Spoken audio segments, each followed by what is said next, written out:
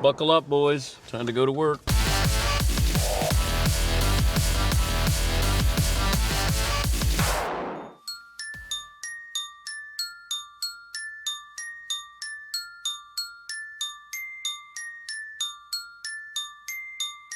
Dan Patrick. Welcome to the Dan Patrick Show. Sean Salisbury in Houston, their morning drive host. Bill O'Brien is a terrible general manager. Will he hold a press conference and talk about this?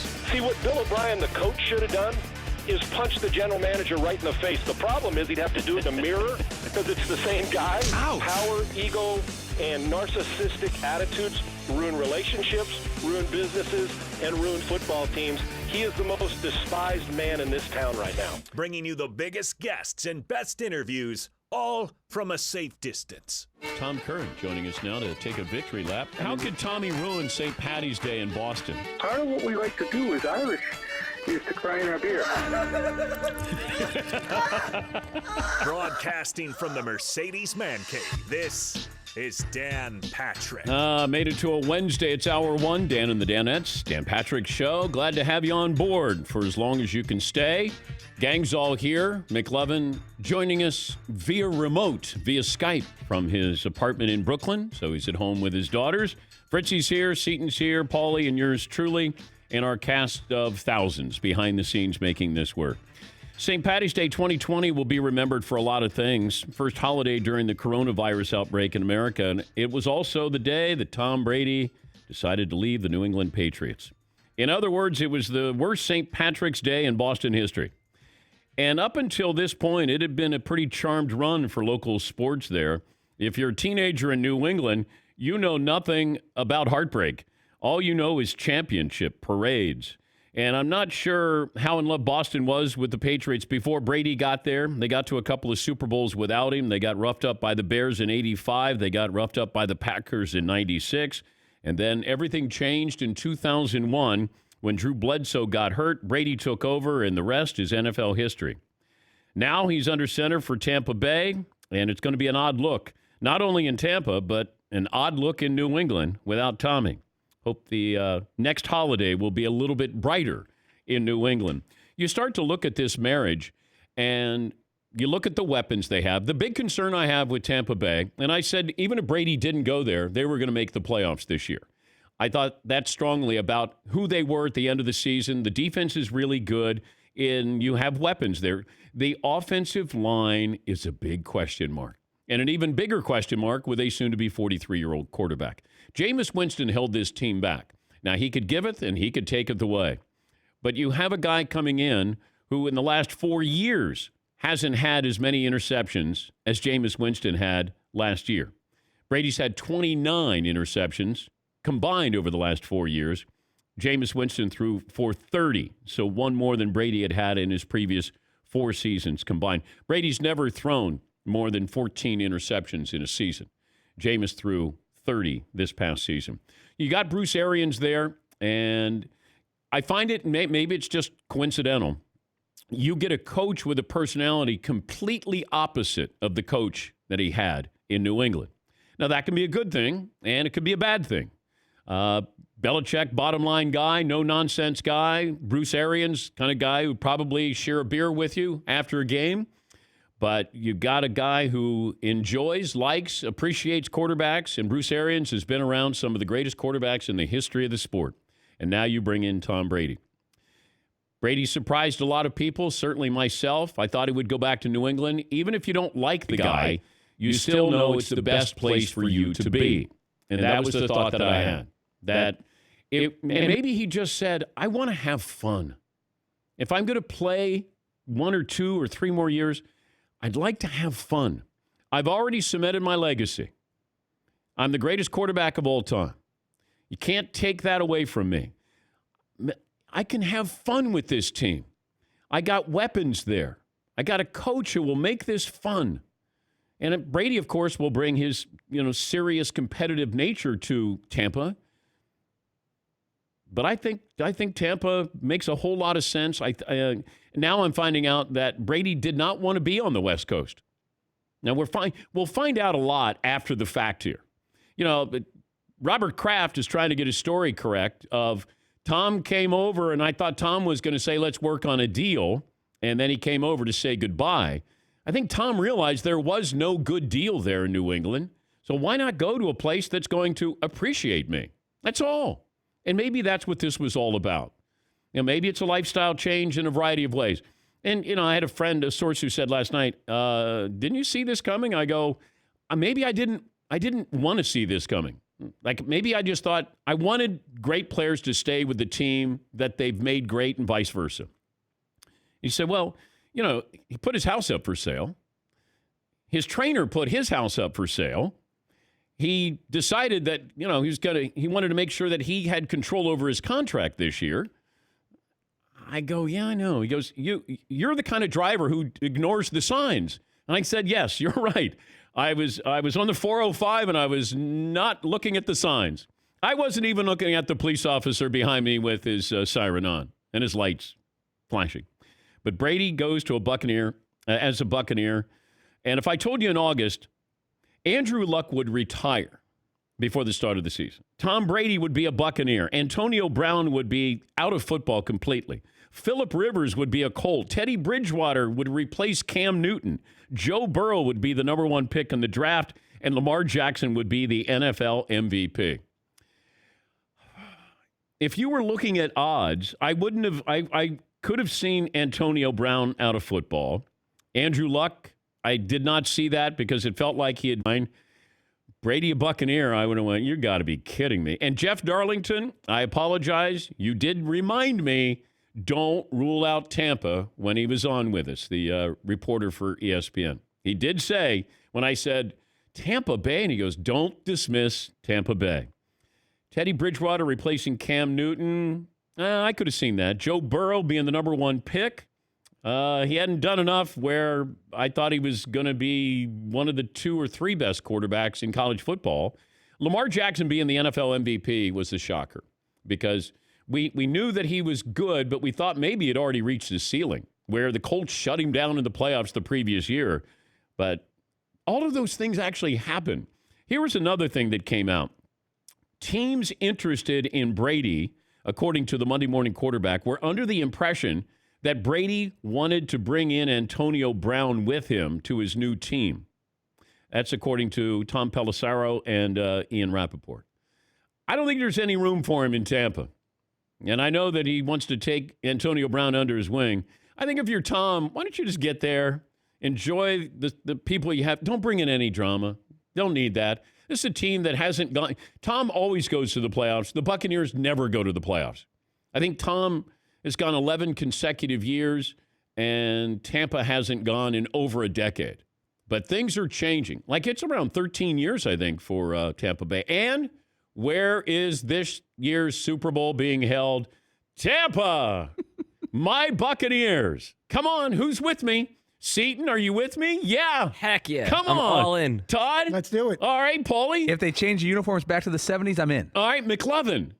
Oh, I'm so in. Hometown Super Bowl. Let's do it. Okay. Never had a hometown Super Bowl. And here we go. Minnesota almost had that. But what's the poll question you have, McLovin? Paulie had a great one. If you could have a choice between a Patriots Buccaneers Super Bowl or any other Super Bowl, which would you take? So you could, like, you run the NFL, Dan. You're Roger Goodell. You could pick the matchups for the good of the league, for the good of the fans. So I'm Roger Goodell? Yeah. I'm won't be calling into this. I'm not going to be on the Dan Patrick Show. That's the first thing I announce. Okay. Now what else do you have? You could pick the Super Bowl matchup for next year. And I know it's hypothetical and there's a long way to go. Yeah. But if you could have Patriots versus the Buccaneers in next year's Super Bowl or any other matchup you choose, Chiefs versus Cowboys, that would be high end. Who's more likely to get to the Super Bowl?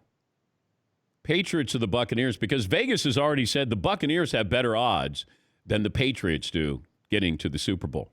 And we don't know what plan B is for the Patriots at the quarterbacking position. Do they bring in Cam Newton? Do they bring in Jameis Winston? Do you go into battle with Jared Stidham? Like, the Buccaneers, to me, should be considered a better favorite to go to the Super Bowl than the Patriots right now. And I know I'm overreacting because Brady's in town. It's people are underreacting to what the Tampa Bay Buccaneers are all about. You got two good tight ends, two really good wide receivers, and you got the sack leader, and you've got a secondary that, if it improves, now you have a legitimate defense there. The big concern will be that offensive line. And I'm sure that that's one of the first things Brady would be addressing with Bruce Arians. There's a report that Brady will be involved in personnel decisions, which he wasn't in New England. And just to get his system in there will be interesting as well, because Bruce Arians likes to throw the deep ball. If you look at the average pass per yard, you've got almost 9 yards per attempt for Jameis Winston. Now, granted, that was part of the problem with Jameis Winston, is he wasn't accurate enough where he was going to be throwing 9 yards down the field. Brady is around 6 yards per attempt. But there's a lot of time for that system to be installed, and if you're Bruce Arians, you'd be crazy not to adapt to Tom Brady's system than the other way around. This program brought to you by TrueCar. When you're buying a car, the process can be overwhelming. Now there's a better way with TrueCar. Go to TrueCar and build your car. Compare models by options, from discovery to pricing to reviews. You get everything you need with the new TrueCar. All right, so that's one poll question. What else do you have, McLovin? Well, I want to run through asking if teams are playoff teams with a new quarterback, starting with the Bucs. You said yesterday the Bucs are a playoff team even before Tom. Yeah. If we put that poll out, would you ask, are the Bucs a Super Bowl team, or is that too far of a question? I think, I don't. They're a playoff team. I mean, a contender. Are the Buccaneers a contender? Same question for the Colts and the Panthers too. Yeah. Like the new quarterback teams. Are the Colts a playoff team? Yes or no? Yes, they are. But I still don't like this move. I don't understand this move with Phillip Rivers. That they signed him for 1 year. I don't know how much of an upgrade this is. We'll talk to Chris Sims from Pro Football Talk, NBC Sports. He'll join us coming up. I don't get that. Is he that much better than Jacoby Brissett? And, you already gave away your first-round pick to get DeForest Buckner. Like, you need a wide receiver. And there are a lot of wide receivers in this year's draft there. But that one was surprising. Panthers getting Teddy Bridgewater. I'm happy for Teddy. He's an upgrade over the quarterbacking setup that they had, because I don't know if Cam's healthy. That's it. And Cam, if there's the game of quarterback musical chairs, Cam may not have a chair to sit in, because He's the one we have a big question about. If you said the Chargers are bringing him in, okay. Bears are bringing him in, okay.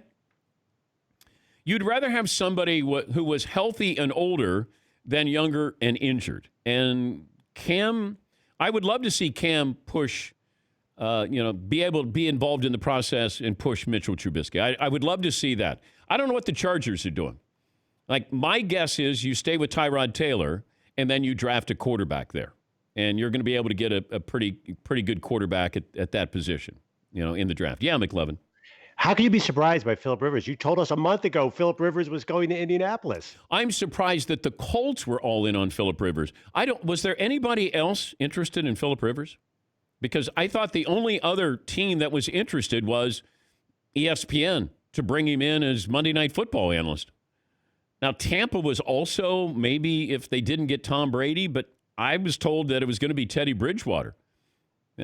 That's why once they knew where Tom was going, then Teddy signed with Carolina. I think they put everybody on hold, the Bears on hold and Carolina on hold, because everybody was waiting to see what happened with Brady. Yeah, Paulie. I was just looking at the draft just to see how this is all playing out, because certain teams, now Carolina does not need a quarterback anymore. They're not going to trade up. But the Chargers do and Miami do. Miami is 5, Chargers are 6. But can either of them just sit there and not jump up to 3 with Detroit? If I'm Detroit, I feel really good about getting a trade. Detroit's at 3, Miami's at 5, Chargers are at 6. What's Washington do? Does Washington bring in Cam Newton? Because if you bring in Cam with Ron Rivera as your head coach, you reunite them, I feel bad for Cam if he ends up doing that, going to that franchise. But, if you're Ron Rivera, he might go, man, I need a comfort blanket here. Let me have Cam Newton. But if I'm Washington, you really have to look at Tua Tagovailoa, in my opinion, because you might have to just hit the reset button again. You're going to pass up on Chase Young, or at least give the impression that you might be taking him. Yeah, McLevin. How can you send injury-prone quarterbacks to Washington? That is the last of the 32 teams that Cam or Tua should go to. Their health thing has always been an issue for 5 years now. I'm saying I feel bad for Cam if he goes there. I do. But this might happen. Just because I feel bad for somebody doesn't mean it's not going to happen. Yeah, Paulie. Steve and I were talking about this after the show. We're talking about Cam Newton yesterday. Could you see him pulling a Rob Gronkowski and saying, hey, look, I'm 31. He's going to be 31 when this season starts. He's been injured a lot. Similar to Gronkowski, even at the quarterback position. He can walk into a TV job, I would think. Very good looking, very glib, very popular guy. The kids love him. My kids know who Cam Newton is. There's a guy who could shut and say, look, I may call ESPN and get more money than I'm going to get from the Bears. Really, he may think he could get a better offer from ESPN than the Bears. But it's tough to walk away from that. Once you do. It's getting less tough because of what happened. Yeah, but Romo couldn't play again. Yeah. He had a bad back. He wasn't going to be able to play. It seems like they're in a similar boat, though. A veteran who a lot of people thought were early 30s who have a pile of injuries. Well, he's got his injured foot. The shoulder, he had surgery on that. But, Romo physically play. He was not going to be able to come back with that back. Andrew Luck got beat up. He's one of the more sacked quarterbacks there. The surprising element was that they finally fixed the offensive line and then he decided to walk away. But that's just sheer attrition of all the injuries that he suffered. But I couldn't see Cam Newton going, you know what, let me walk away and go into the broadcast booth. Not yet. There's that competitor in you that says, you know what, let me give it another shot here. And so that's what I think that Cam's going to do. I just don't know who's going to take a chance on him. And right now, he would be a bargain if he's able to start. And I think you're paying him $19 million. You got an opportunity to buy low and sell high with Cam Newton. Yeah, McLevin. What about the Bears for Cam and Foles? What's the latest? It feels like a lot of names still being thrown out there. Well, if I'm Mitchell Trubisky, I hope that you rented, not bought, because they're bringing in your replacement. If it's not now, it's going to be next year, unless he puts up some incredible numbers. Seeing these quarterbacks who get thrown in early, and it used to be that you got a couple of years season, and understand the pro lifestyle, the speed of everything. thrown into a garbage disposal, spit out, and then we piece you together again, and then you get your second chance. And I think that'll happen with Jameis Winston. Marcus Mariota, that will happen with him. It might happen with Mitchell Trubisky, but we expect so much out of you so young, and then you go in, and then when you fail, you end up losing your job. Whereas Jameis Winston, like Tua, if Tua, when he comes in, should sit a year just to make sure you're completely healthy. That won't happen. Joe Burrow is going to get thrown in to the Cincinnati Bengals situation. Think he's ready, but he's not going to be. Elway, Manning, the long list there of guys who thought they were ready. Joe Montana didn't start right away. Brady didn't start right away. There are a lot of Hall of Fame quarterbacks who weren't thrown in, and that's what's happened. I still think David Carr, Derek Carr's brother, is one of the most talented quarterbacks I ever saw. Thrown in right away with Houston and got sacked 60 times a year. Lost his confidence, lost the ability to really be an elite quarterback, and now he's an analyst. It happens. And I think that you're seeing that with some of these quarterbacks. And Mitchell Trubisky is the latest one. They traded up, and then you throw him in. And then you go get him, Tiger. And then you see what happens there. All right, 877-3DP-SHOW, email address dp@danpatrick.com. Say good morning to our radio and TV partners. You can watch this program on youtube.com. Thank you for the response. It's been great. We're approaching 2.5 weeks that we've been doing this, and the audience has been great with their responses. We appreciate that. We have the Meat Madness contest extended over the weekend. It starts on Monday. The winner will get a Traeger grill. Thanks for your participation in that as well. We'll come up with a poll question. Chris Sims will join us next. Was this a good move by the Buccaneers to get Tom Brady? Was it a good move with the Colts with Phillip Rivers? And what other moves does he see happening next? 20 after the hour, Dan Patrick Show. You want to hear something amazing? Discover matches all the cash back you earn on your credit card at the end of your first year automatically. No limit on how much you can earn, which is amazing. In fact, even more amazing because of all the places where Discover is accepted. Over 95% of the places in the United States that take credit cards take the Discover credit card. So get used to hearing the word yes. These numbers, according to the 2019 Nielsen report, discover.com/yes. Discover.com/yes. Limitations apply.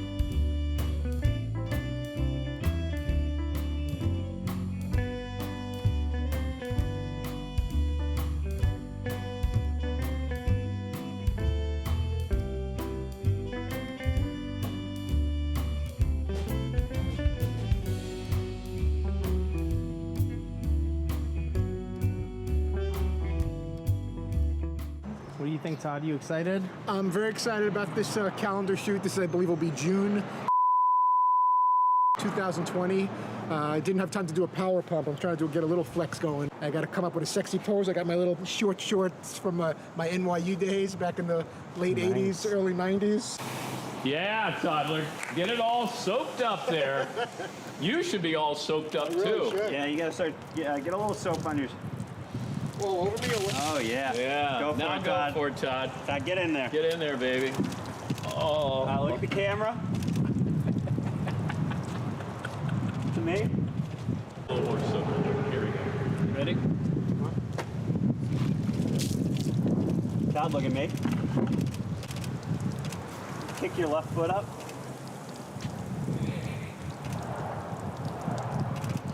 Do a, I think posing like that should. Do I need to be Yeah, we're going to get you wet. You spray them down a not little showing bit. enough leg? Is that too hot for you? Here, touch it before I get you. I don't want to. No, that's fine. All right, hose them down.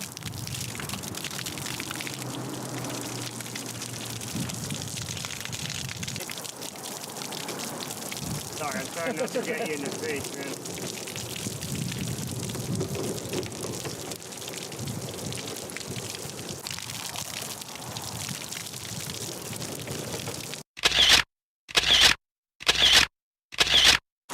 Just a sexy sip from the host.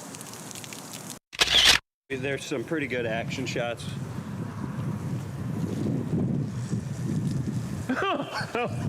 We didn't do one of those like. I thought we were supposed to do one of those like. Yeah, I love it. There you go. Hot. Toddler gets an award. Yeah.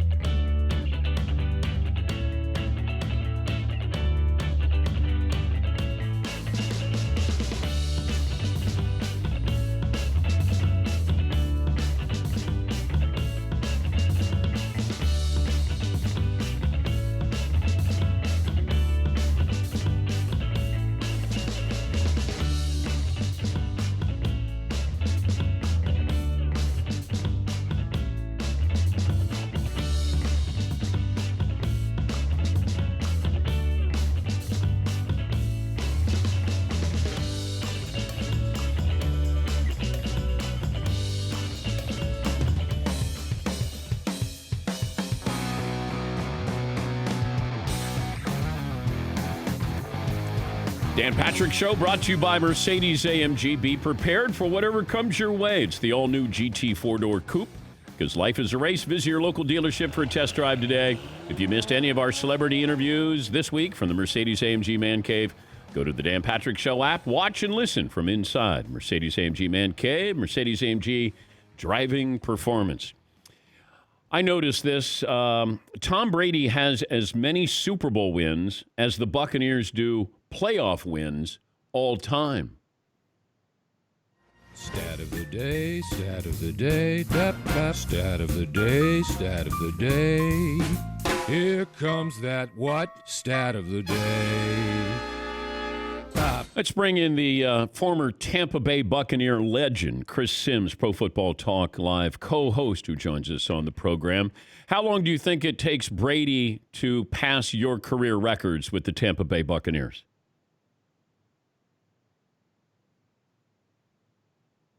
Wow, offended. Yeah. Gave me the silent treatment there. By the way, we're trying to do Wing Wednesday, and Paulie has a problem with Wing Wednesday. I love wings. I have a problem with alliteration. Alliteration is it's the crutch to creativity. Oh, it is in TV. And I used alliteration there. By the way. Yeah. On purpose. Yeah. ESPN will lean on alliteration a lot. Like Taco Tuesday. Why can't it be Taco Saturday? You know, I hate alliteration. I know. And your FM DJ and 2 for Tuesday was the king of them. Yeah, 2 for Tuesday. But I'm so you'd rather not have wings than if I call it Wing Wednesday. I'm not going to go that far. Well, but that's what's going to happen. So if a place is going to have a special on wings and they did it on Wednesdays, Nobody would have a problem with that, right? Paulie does from alliteration. I hate the obvious. Be original and say, have Wing Monday. I think you're illiterate. It's possible. Because you don't like alliteration. I like that. Definitely possible. Chris Sims, I believe, is with us after giving me the silent treatment with that hard-hitting question. How long do you think it takes for Tom Brady to surpass your records with the Tampa Bay Buccaneers? Yeah, not long. I mean, between him and Bruce Arians' offense and then the weapons he's got down there in Tampa, I don't think it'll probably be week 4, somewhere in there, something like that. Well, you had 12 career touchdown passes with the Buccaneers, so, it might take him 2 months to get there. Maybe. I think, they're going to throw the football, but, I mean, I would definitely be worried about week 4. He throws, 3 touchdowns a game early on. They come out on fire. But, my record's definitely going to go down to Brady. That's for sure. All right, the big concern you have with this marriage with Brady and the Buccaneers is what? I really only have one concern, and to me, it's a little bit, and this is why I didn't know if it would work or happen in general. Love the offense. Brady can still push the ball down the field. You know this, Dan. The one thing I have a concern with Brady more than anything about his play right now is his ability to stand in the pocket and take punishment. And, let's say there's a 20-yard in cut, right? A 20-yard in cut or a 5-yard underneath route. I thought he was very quick to get to the 5-yard underneath route last year and didn't want to stand in there and make some of the harder throws and take the hit. That would be my only thing when I watch on film that is a concern for me with Tom Brady. And, it's a little extra in this marriage because Bruce Arians he's one of the, hey, no risk it, no biscuit. You got to hold the ball all day here because I want to throw the ball 20, 30, 40, 50 yards downfield. And I think, Brady's going to have to get used to that style of play. But I think it's certainly possible. And, Arians is such a great way about him. I think he'll be able to push Brady in those ways, too, to get better at it. Do you think it's just a coincidence that he went to a coach who is the polar opposite of the coach he has been with the last 20 years? I said that right away last night or yesterday when we heard the news. I was like, well, everything he's not getting in New England, he'll get in Tampa. I don't know. I think it's a little bit of a coincidence. I think it's refreshing to him. So, no, I guess I'm saying no, it's not a coincidence. I think it's refreshing to him. I do. I'm sure he's talked to Bruce Arians. It's like, wow, man, this head coach is like talking to me like a normal human being, like we're equals. He's telling me jokes.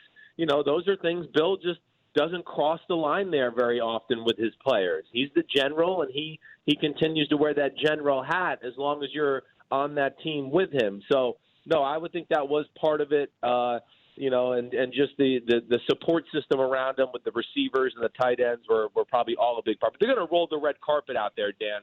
I know people think like the Tampa Bay Buccaneers and, they can't sell out stadiums and all that. That is an awesome fan base. I will stick up for them to the day I die. They love their football. Now, not everybody might have enough money to go around and buy season tickets all the time, but they love the Bucs, and he's going to be treated like king in that town, that's for sure. Do you think the Patriots wanted him back? I think they wanted him back only at a really almost disrespectful price, probably, somewhere in there. The thing, I think that they probably could have offered Brady $20, $23 million if he told them early on, like, hey, I want to come back, let's do this. I thought when they franchise tagged Joe Thuney, which I don't think they wanted to do, they were hoping to work out a long-term deal, and then they signed Devin McCourty. One of the first things I thought was, ooh, wow, that might take away some of their wiggle room here to throw some extra change at Brady. And not that I know that, but that kind of seems what happened. It kind of seemed to all go downhill from that point on. And, I think they would have accepted him back, but I think they're certainly looking to the future and knew that this time had to come sooner or later, and Belichick is one to make these tough decisions and move on. All right, let's look at the other moves here. How much of an upgrade is Phillip Rivers for the Colts? Well, he's definitely an upgrade from Jacoby Brissett. Jacoby Brissett fell apart at the second half of the season last year, and something I've been saying on my pod and the show a lot is just, I had been informed there was no way Jacoby Brissett was going to be the starting quarterback for the Colts. I've been saying that for about 3 or 4 weeks. So he is an upgrade. He has a little history with Frank Reich. There's going to be familiarity with the offense, so he's going to hit the ground running. And, yes, I think it'll give their whole organization confidence, the offense confidence. And, yes, I do think Phillip Rivers is better than Jacoby Brissett. Teddy Bridgewater to the Panthers.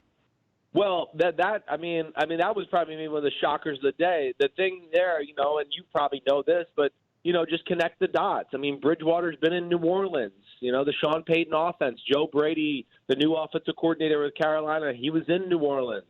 He's probably heard a lot of good things about Teddy Bridgewater, too. So, there's a guy that, hey, we can start off our new era, the Matt Rule era, the rebuilding of that team, with a quarterback who understands the system, knows how to play football. And what I always say about Teddy Bridgewater that's great, and especially a situation like this, he might not win you games, but he's not going to lose you games either. Yeah. And, some coaches like that.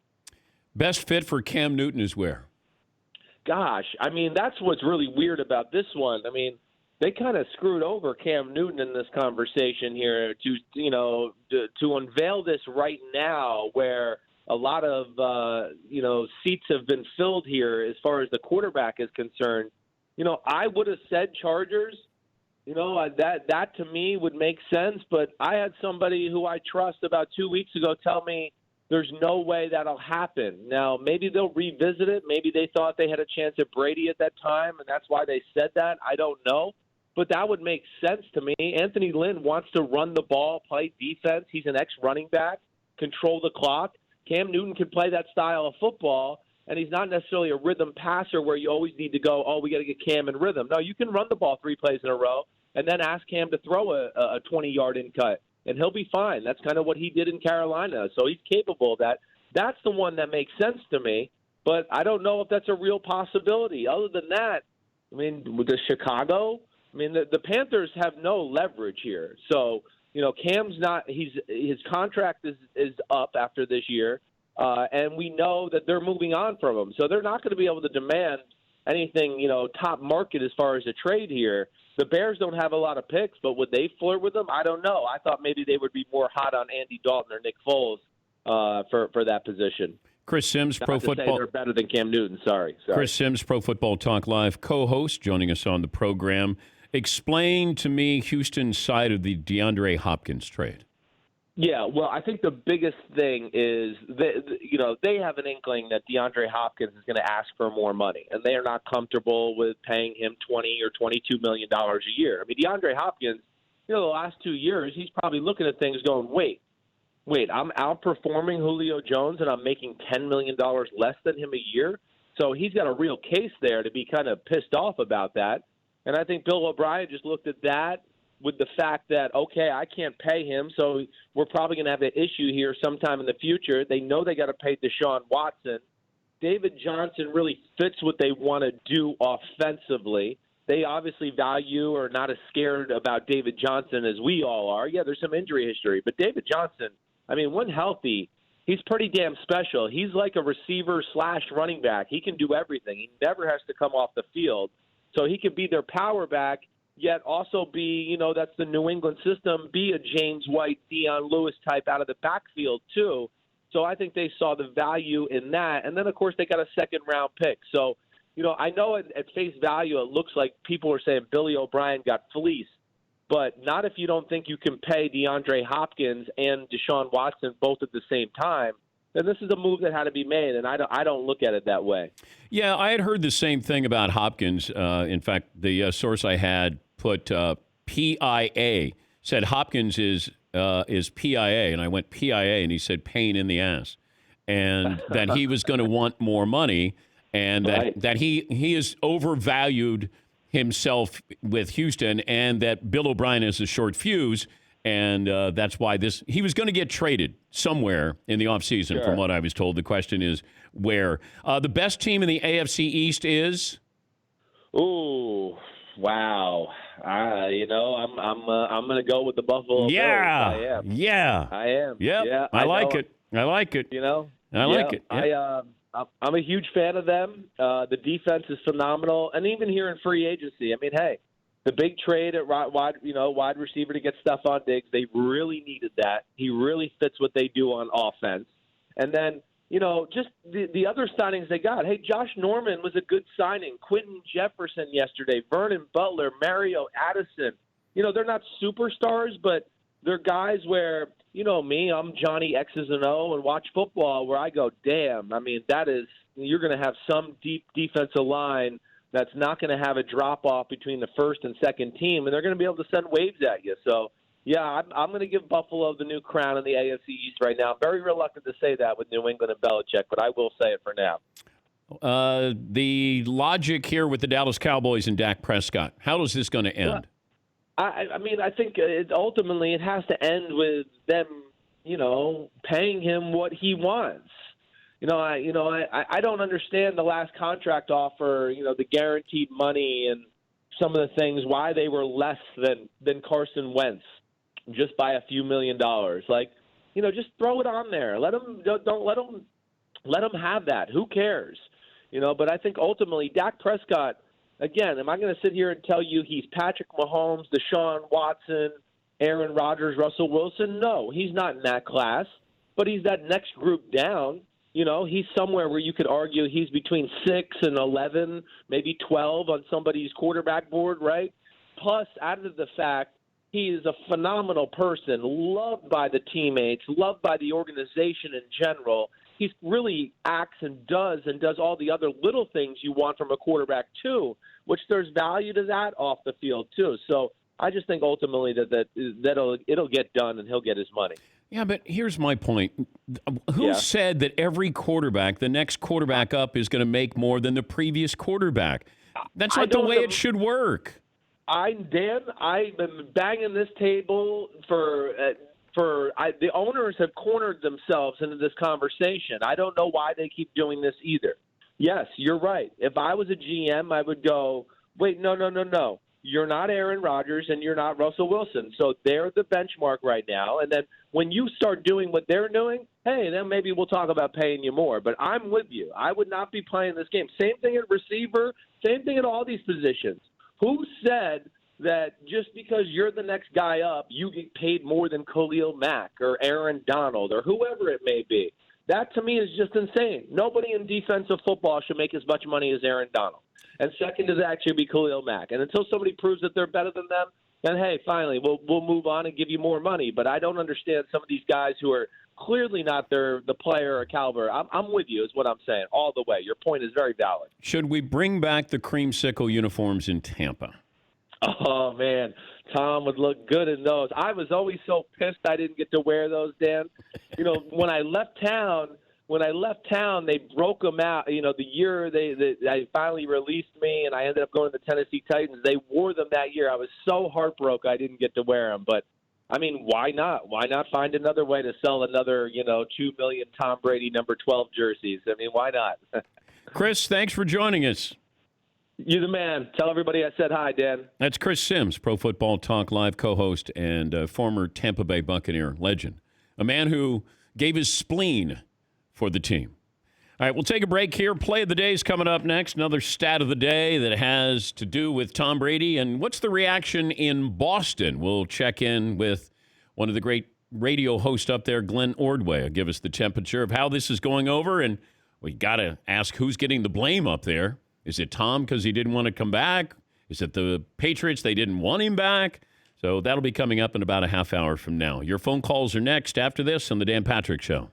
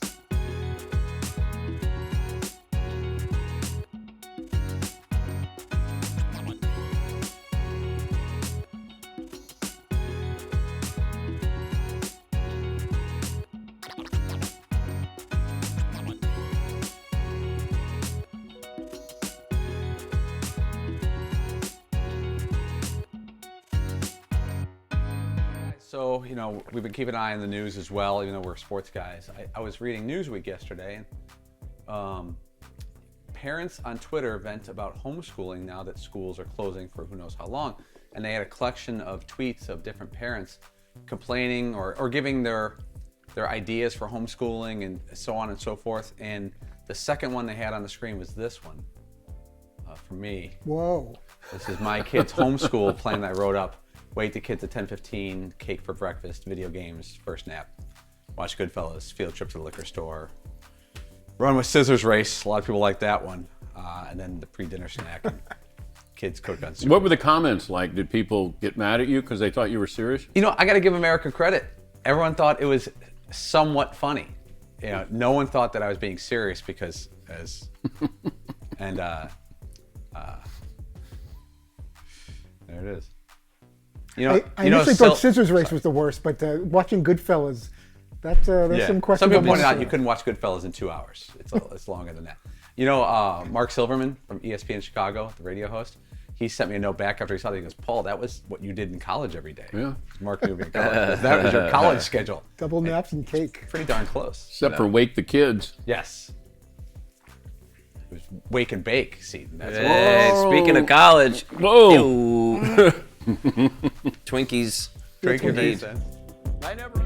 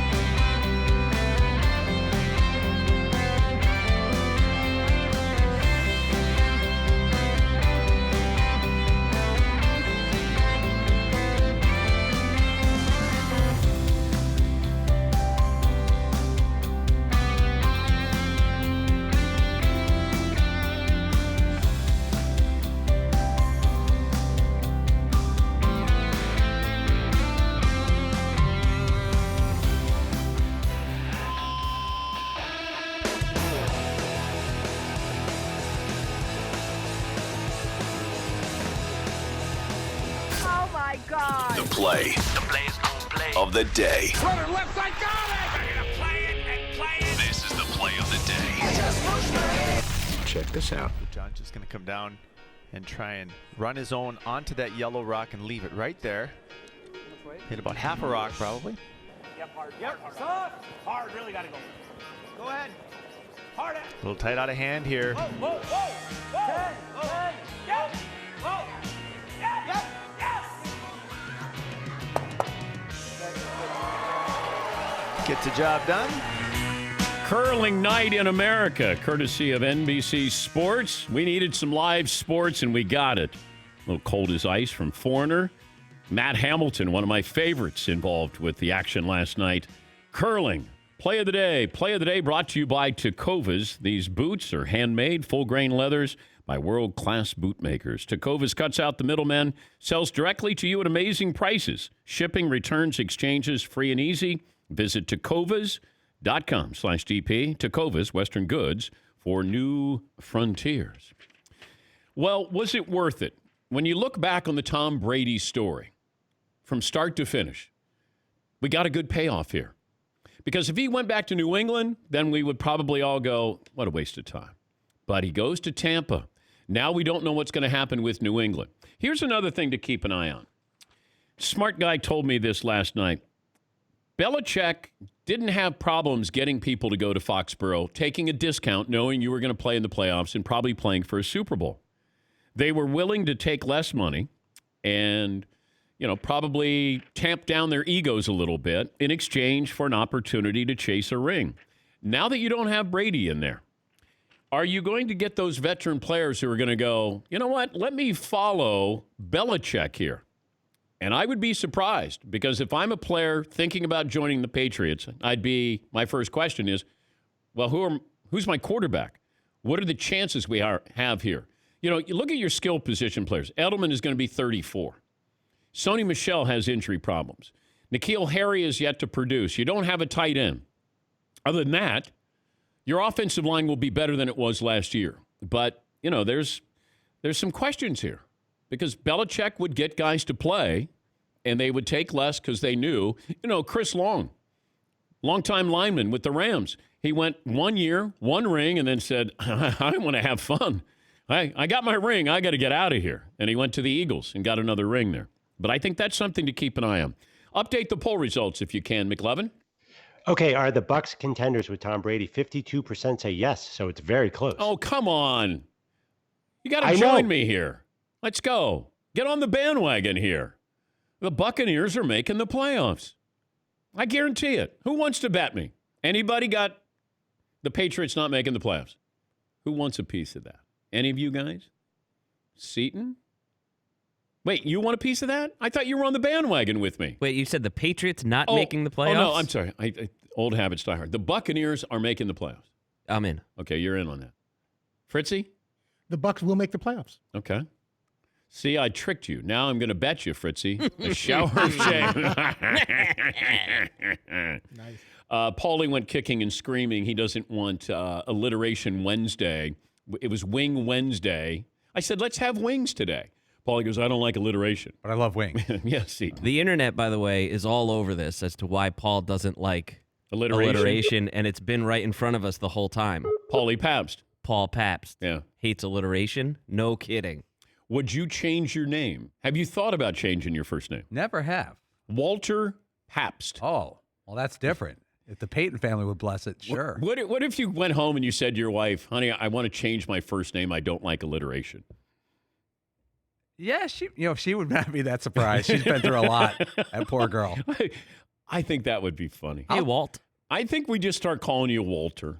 Okay. Just for a little while. But I'm the opposite physically of Walter Payton. Like, I'm the polar opposite in every way.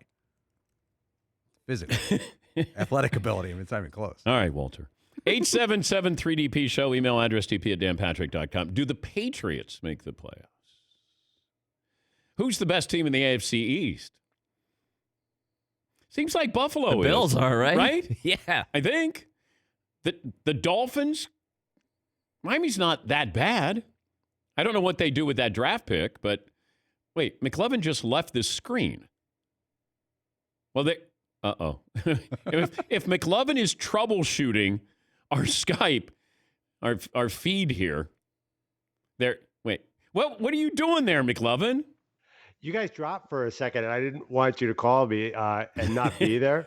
Dan, don't worry. I got everything technically figured out here. Apparently, you're supposed to talk into a certain side of the mic. I figured that out yesterday.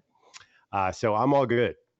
Yeah, because yesterday, McLevin didn't sound good at all. And then I talked to the IT guy, Alan. I said, what's the deal? And he goes, he was talking into the wrong end of the microphone. We are professionals here. We are. Wrong end, the wrong side. It wasn't like I was talking to the bottom of it. Well, I just kind of.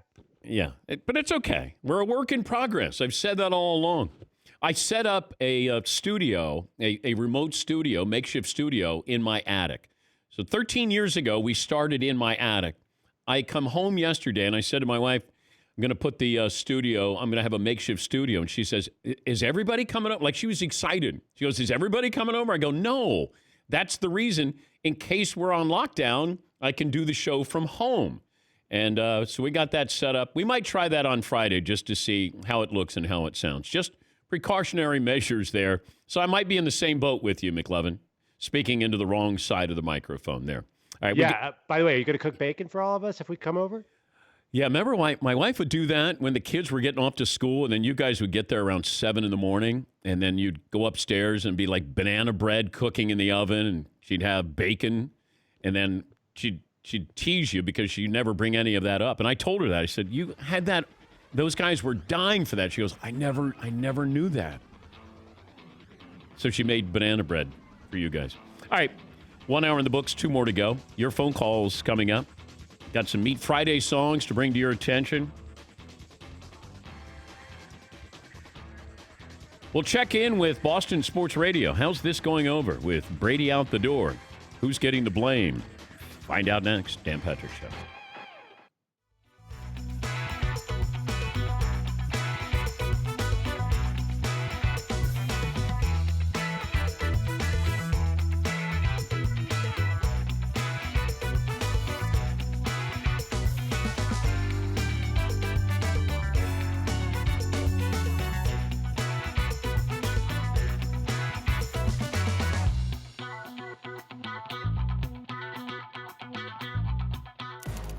Let me set the scene. Sunday morning, 7:15 a.m., St. Paul, Minnesota. We're at Groveland Rec Center getting ready to play hockey, right? Yeah, we met some local guys in Minnesota, said, come on down and play morning hockey with us. You're from Chicago. You must have played a lot of hockey growing up. I watched a lot of hockey growing up. Never actually played so much. I don't know how to skate very well. Do you? No, I can't skate at all, no. Uh-oh. You ready, big boy? I'm ready. Let's show them how East Coast hockey is done. Let's do it. Whoa, hold my hand, hold my hand. Oh, jeez. Easy, easy, easy. Just ease in. Go.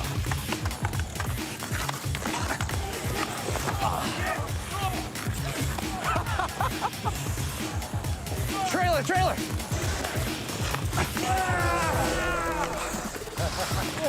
Great goal.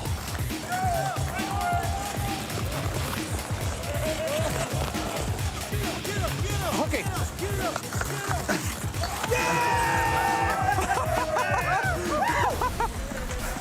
Nice job. I was hooking the best I could. Oh, good hit. Good hit. Come on. Look at my teammate come and help me out. I like that he's not on my team, but he came in as the enforcer. Old time hockey. Where's my teammate? Oh. How do you think it went, Paulie? I think I have a 5-minute major for hooking you deep in the undercarriage. I think outdoor hockey is for crazy people, as we can see from this crew. Why would you guys play in a nice, warm environment instead of outside in Minnesota? This is a warm environment. Whose cup is still out on the ice? Yours or yours? Well, I left a few jacks out there when I deked people. Good job. These guys did a good job.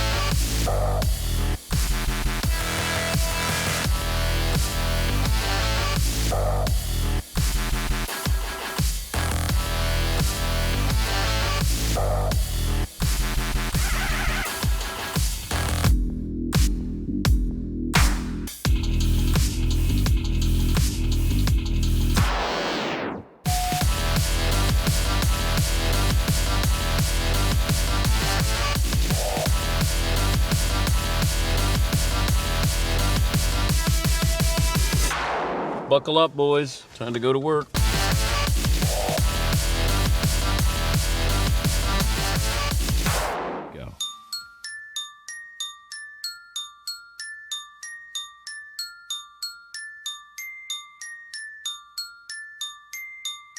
Dan Patrick. Welcome to the Dan Patrick Show. Sean Salisbury in Houston, their morning drive host. Bill O'Brien is a terrible general manager. Will he hold a press conference and talk about this? See, what Bill O'Brien, the coach, should have done is punch the general manager right in the face. The problem is he'd have to do it in a mirror because it's the same guy. Ouch. Power, ego, and narcissistic attitudes ruin relationships, ruin businesses, and ruin football teams. He is the most despised man in this town right now. Bringing you the biggest guests and best interviews, all from a safe distance.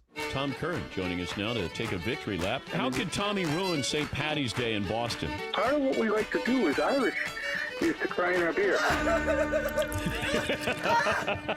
Broadcasting from the Mercedes Man Cave, this is Dan Patrick. Hour 2 on this Wednesday, Dan and the Danettes, Dan Patrick Show. Glad to have you on board, no matter how long you can stay. We hope to entertain you, give you a little bit of a diversion, given everything that's going on in the world. In the world of sports, we're going to be entering weekend number 2 with basically no sports. And one of the things the coronavirus has made us realize is how sports often define our viewing habits.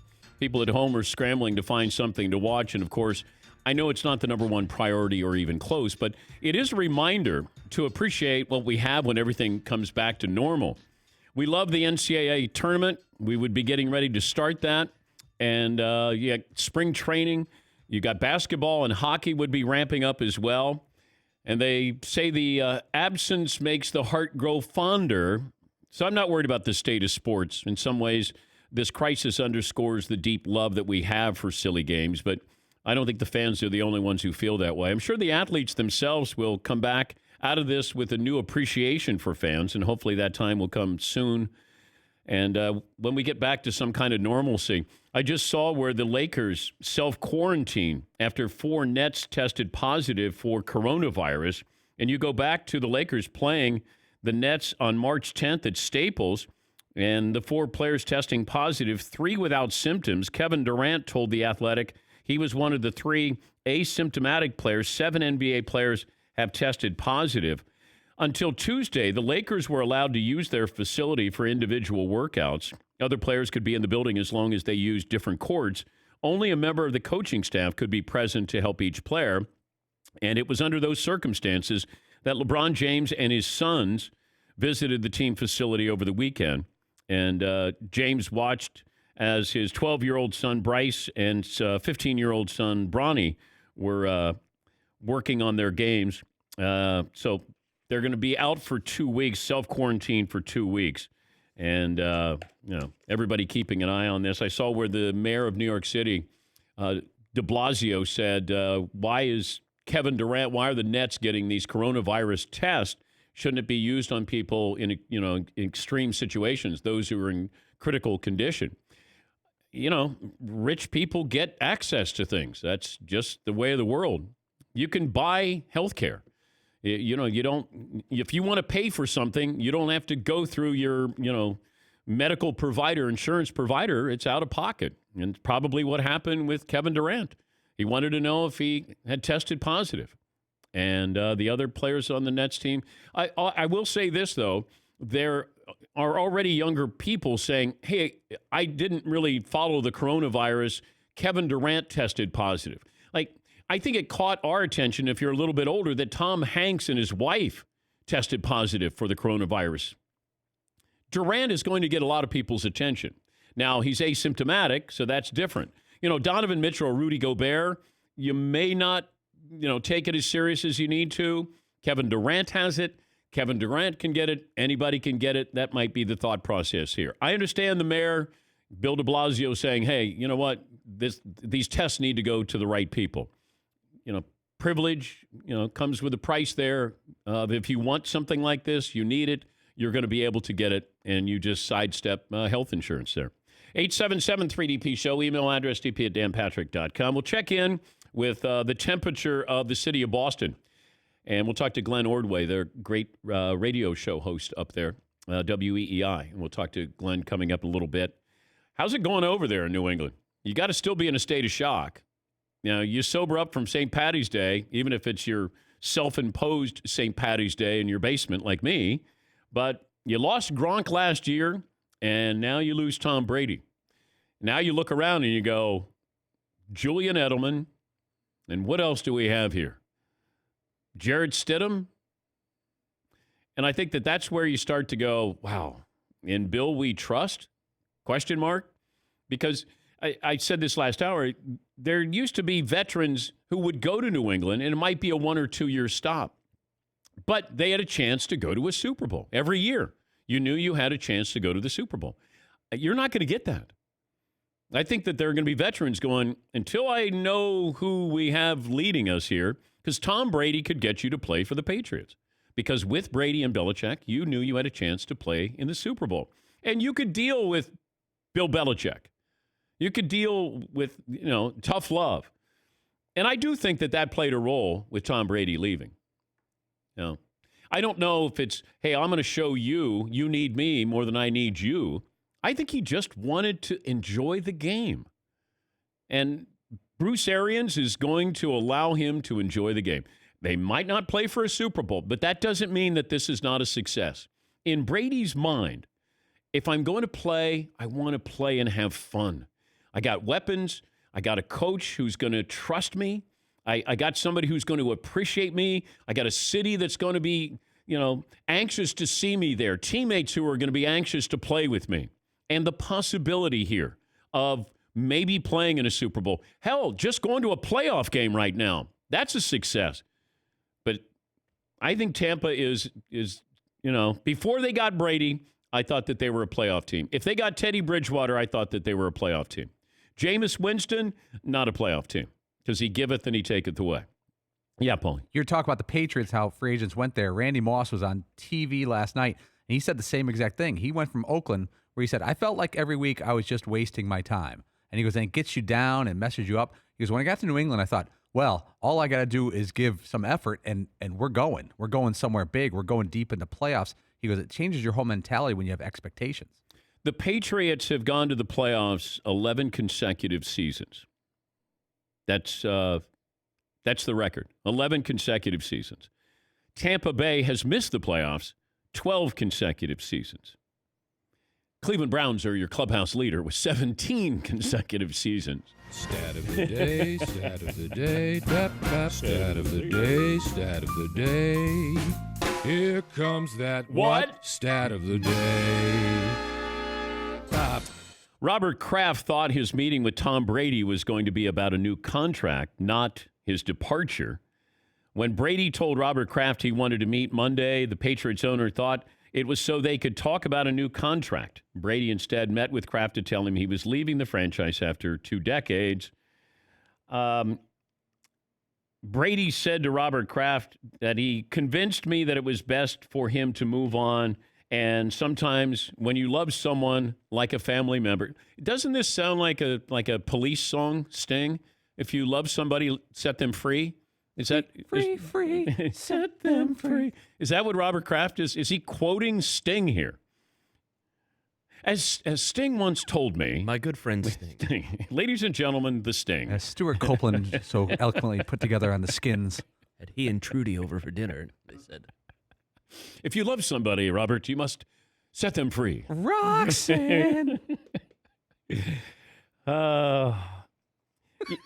The whole spin on this is what I find interesting. We wanted Tommy back, but hey, I love him, and you got to set him free. And okay. I mean, what better way to say you love somebody? I think it's when you keep them, you kind of say that you really love them. But they love Tommy, and they set him free to go to Tampa Bay. All right, McLovin, what's the poll question we're going to go with second hour? Okay, right now we have, are the Bucs contenders with Tom Brady? It's 50-50, which actually shocks me because they have so much talent there. We could go with, I still want to know the Cam Newton question. Where does he start week 1? Chargers, Redskins, Patriots, Bears, or none? I got all these people who are going against me. I got half of our audience going against me, or at least half of those voting in our audiences. They're not following me. Every year I try to give you one team to keep an eye on. It was Detroit a couple of years ago. Then it was Chicago. And here I am, Buccaneers. Plenty of seats. I got seats in first class on the bandwagon here with my Buccaneers. What else you got, McLovin? I disagree with you guys on the Colts, by the way. I think Phillip Rivers is great there because he never had arm strength. He never had any skills that a young man has. He's been an old guy since he was 23. He's great at pre-snap reads. But he has less weapons. He couldn't make magic happen with all those weapons with the Chargers. He's got a good offensive line. Like, they're becoming more of a conservative team. They run the football. You know, you got Marlon Mack.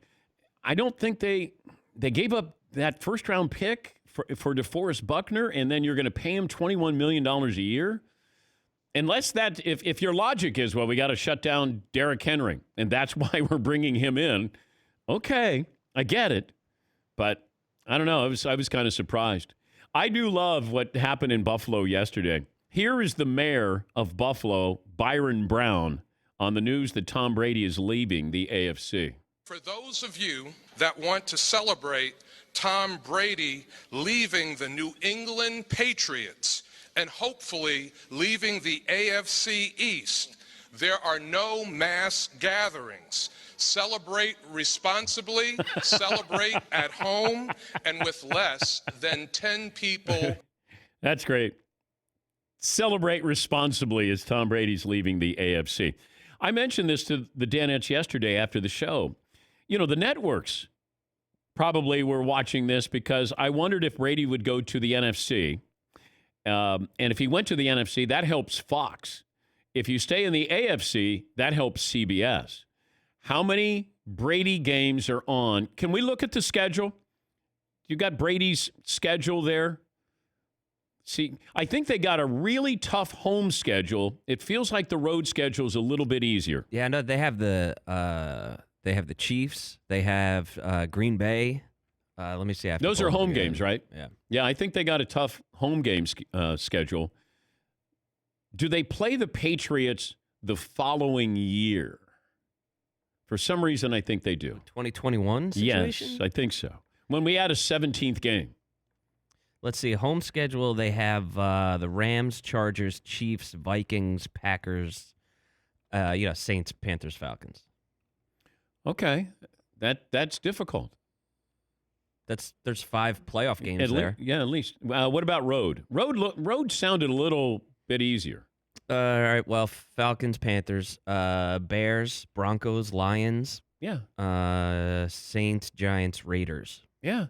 That's not bad.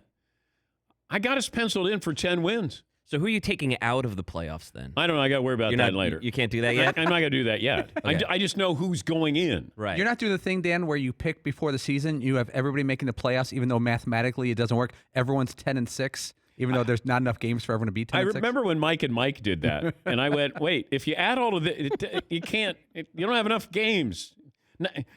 Somebody's going to have 4 wins. Not everybody can go 7-9, 8-8, or if all goes well, 9-7. I went. Their math didn't work, and those guys went to really good colleges, Northwestern and Notre Dame.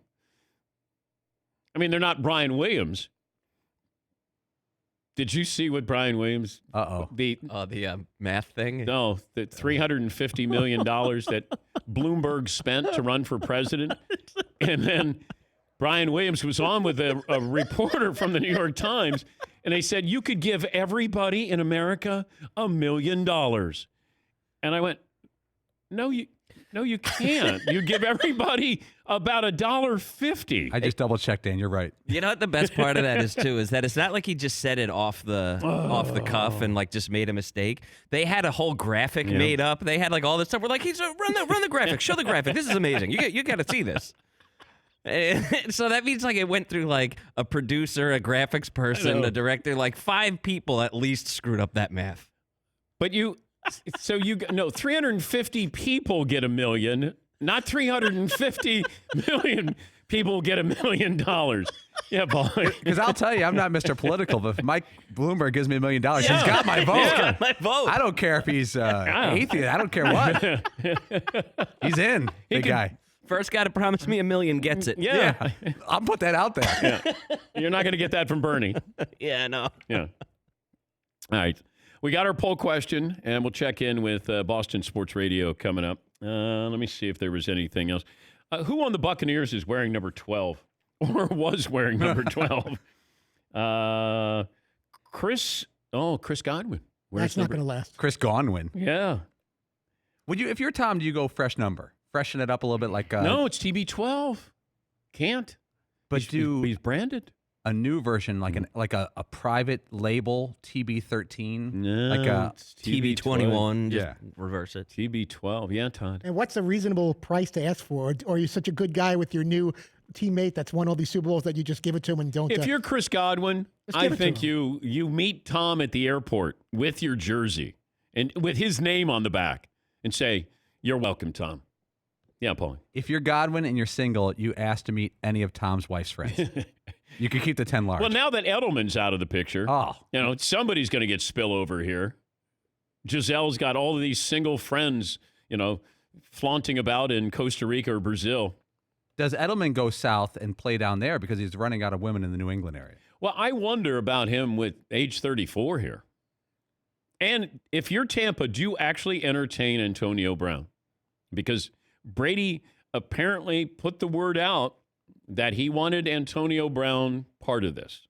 This, according to the NFL Network. Whether that's true or not, if I'm Tom, I don't want to have a slap in the face of those wide receivers. You got two good tight ends, and you have two really good wide receivers. Draft a lineman. The last thing I want to do is bring in Antonio Brown, and then he says the following: "You got to give me my touches." I mean, that's what it's all about. I gotta get my touches so I can show everybody I can still play. No. I'd bring in Chris Hogan before I would. I bring in Keyshawn Johnson. Wayne Corbett I'd bring in. White guy, possession guy. Gotta have him. Yes, McLovin. That's why I'm surprised he's not going to the Titans. Don't they have Adam Humphries? I know. that was Edelman Light, or Edelman's younger brother there. Edelman has had a couple of funny responses about Brady leaving. He had the Whitney Houston song I Will Always Love You. And I read it differently than you guys did. I think that Edelman was being genuine and sincere. The Danettes were just laughing when they saw this video that Edelman put together, and video clips of him and Tom and jumping into Tom's arms. Brady, patting him on the head. They're on the sidelines. Edelman with a close-up shot for about 7 seconds. And I thought that he was being serious, that he will always love Tom Brady. And the Danettes are like, I think he's having fun with this. Yes, McLevin. How about trading for Christian McCaffrey? There's trade rumors with him, and they kind of need to upgrade their running back. He's like a slot receiver and a running back at the same time. Okay, but what are you giving up? First rounder in 2024 when Tom's retired. Yeah, but why would the Panthers give the Bucks? Yeah, you're in the division? Like oh, yeah, that's a problem. Why don't you stand down, McLevin? It sounded good if it's just us in the room. The problem is there are other people listening to us. That's where we always get in trouble. So what do the Bucks do at running back? I don't know. They got to do something at offensive line. Like, you can get somebody. I don't know what their draft status is. Do they got picks? They got cap room? So you can find a running back. Get a second-round running back, third-round running back. I don't know. It feels like every team is littered with that. They're, where did Howard go? Did he go to Miami? Jordan Howard? Yeah. Yeah. Dolphins, Jordan Howard. Okay. 2-year deal, $10 million. Yeah, because he was with the Bears, then went to the Eagles, and now with the Miami Dolphins. Miami's doing some interesting things. I don't know how good they're going to be, but it's not like Miami is tanking for Trevor. But who is going to be tanking this upcoming season? That's my big question. Or just who's going to be bad? Is Washington going to be bad? And then they're going to put themselves in a position where they can get a quarterback again. Probably so. Who are the worst teams in football, McLovin? Cincinnati is going to be bad, but they have Joe Burrow. Yeah, McLevin. Giants are bad. Real bad. Yeah, but they got a quarterback. The Lions. Do they? I think so. I guess if you have an opportunity to draft Trevor Lawrence and you're the Giants, would you do that? And the answer is yes. Yeah, Paul or McLevin. I had a question. The Broncos signed Jeff Driscoll to back up Drew Lock. That seems really thin and unproven as a quarterback room. Yeah, well, everybody says they're sold on their quarterback until there's another quarterback available. Like, Chargers are sold on Tyrod Taylor. But if Tom Brady went there, suddenly Tyrod Taylor, we got some nice parting gifts for you.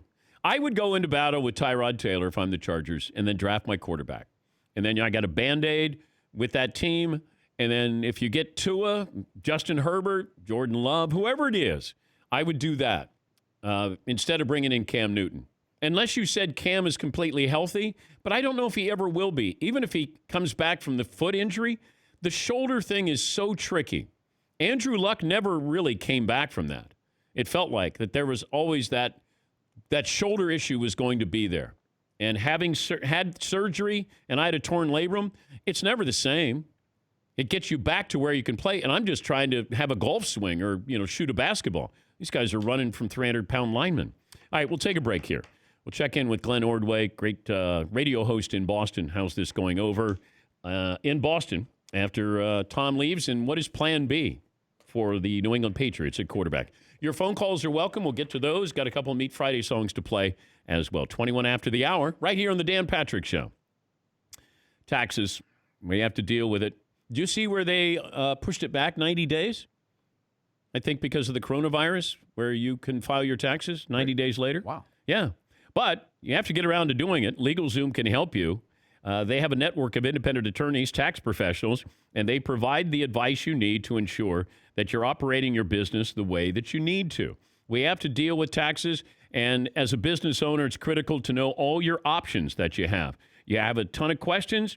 This is where LegalZoom can help you. They've been doing this for almost 2 decades.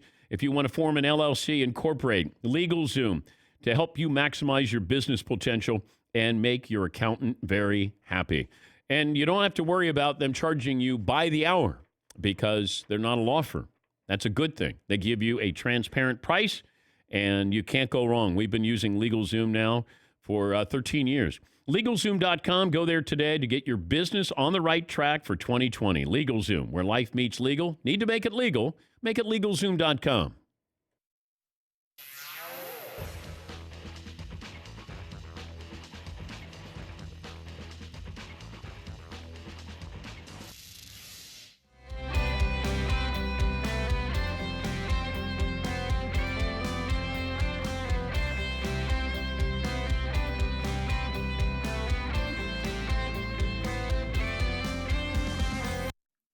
Throw your beef on the Traeger grill.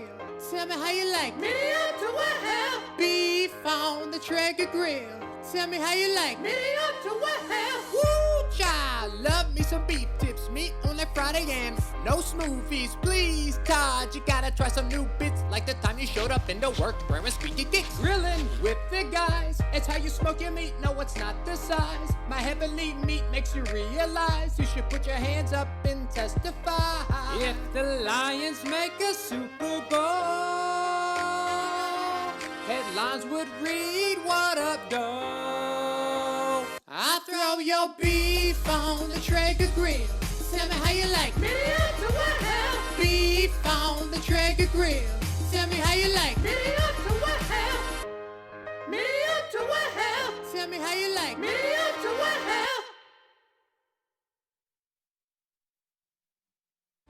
It's another Sandler extravaganza where there's facial hair involved, and somehow he puts me in a position where I think the joke is on me, although he told me it's not. But I'm the manager. I'm sort of channeling Walter Matthau with the Bad News Bears. But I don't want to spoil this, but our team's not as good as the Bad News Bears.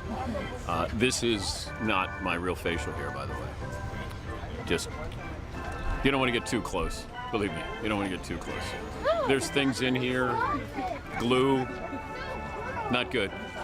Not good. But I've been told by Sandler's daughter I looked good for a 75-year-old man. And I said I'm not 75. You look like you're 40 years old. 40 years old. I have fake gray hair in, by the way, just for the record. Is that what that is? Fake.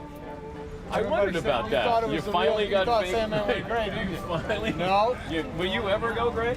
Smigel forced me into this gray thing, and no, I don't think I'll go that gray. So this is a fake. It looks distinctive. It's good. Yeah, it makes me look, makes my face look younger. Let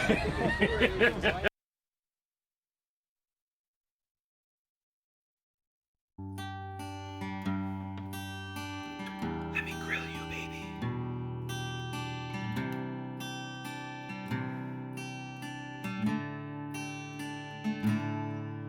Would you sear, sous vide or slow roast? Cedar planks, would you make the most in direct heat for this piece of meat? Put me on your grill tonight. Would you rub? Would you marinate? Would you spice? Would you leave me plain? Medium rare, cooking with care. Put me on your grill tonight. It's Traeger Grill Friday, baby. You can cook me nice and slow. It's Traeger Grill Friday, baby. Suck it to the back row. You can suck it back row. I throw your beat.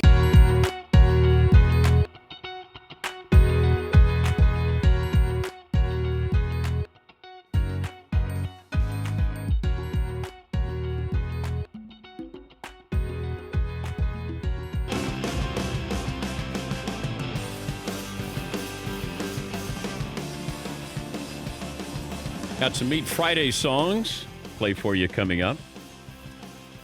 I've been looking at all these stats that we have with Tom Brady, one of 6 active players who came into the week with at least 16 seasons playing for their current team. 3 of the 6 will reportedly sign elsewhere today. Phillip Rivers with the Colts, Jason Witten going to the Raiders. That was kind of a sneaky why with Jason Witten to the Raiders, but Jason Witten playing one more season. So Brady with 20 seasons with the Patriots, that comes to an end. Larry Fitzgerald, 16 with the Cardinals.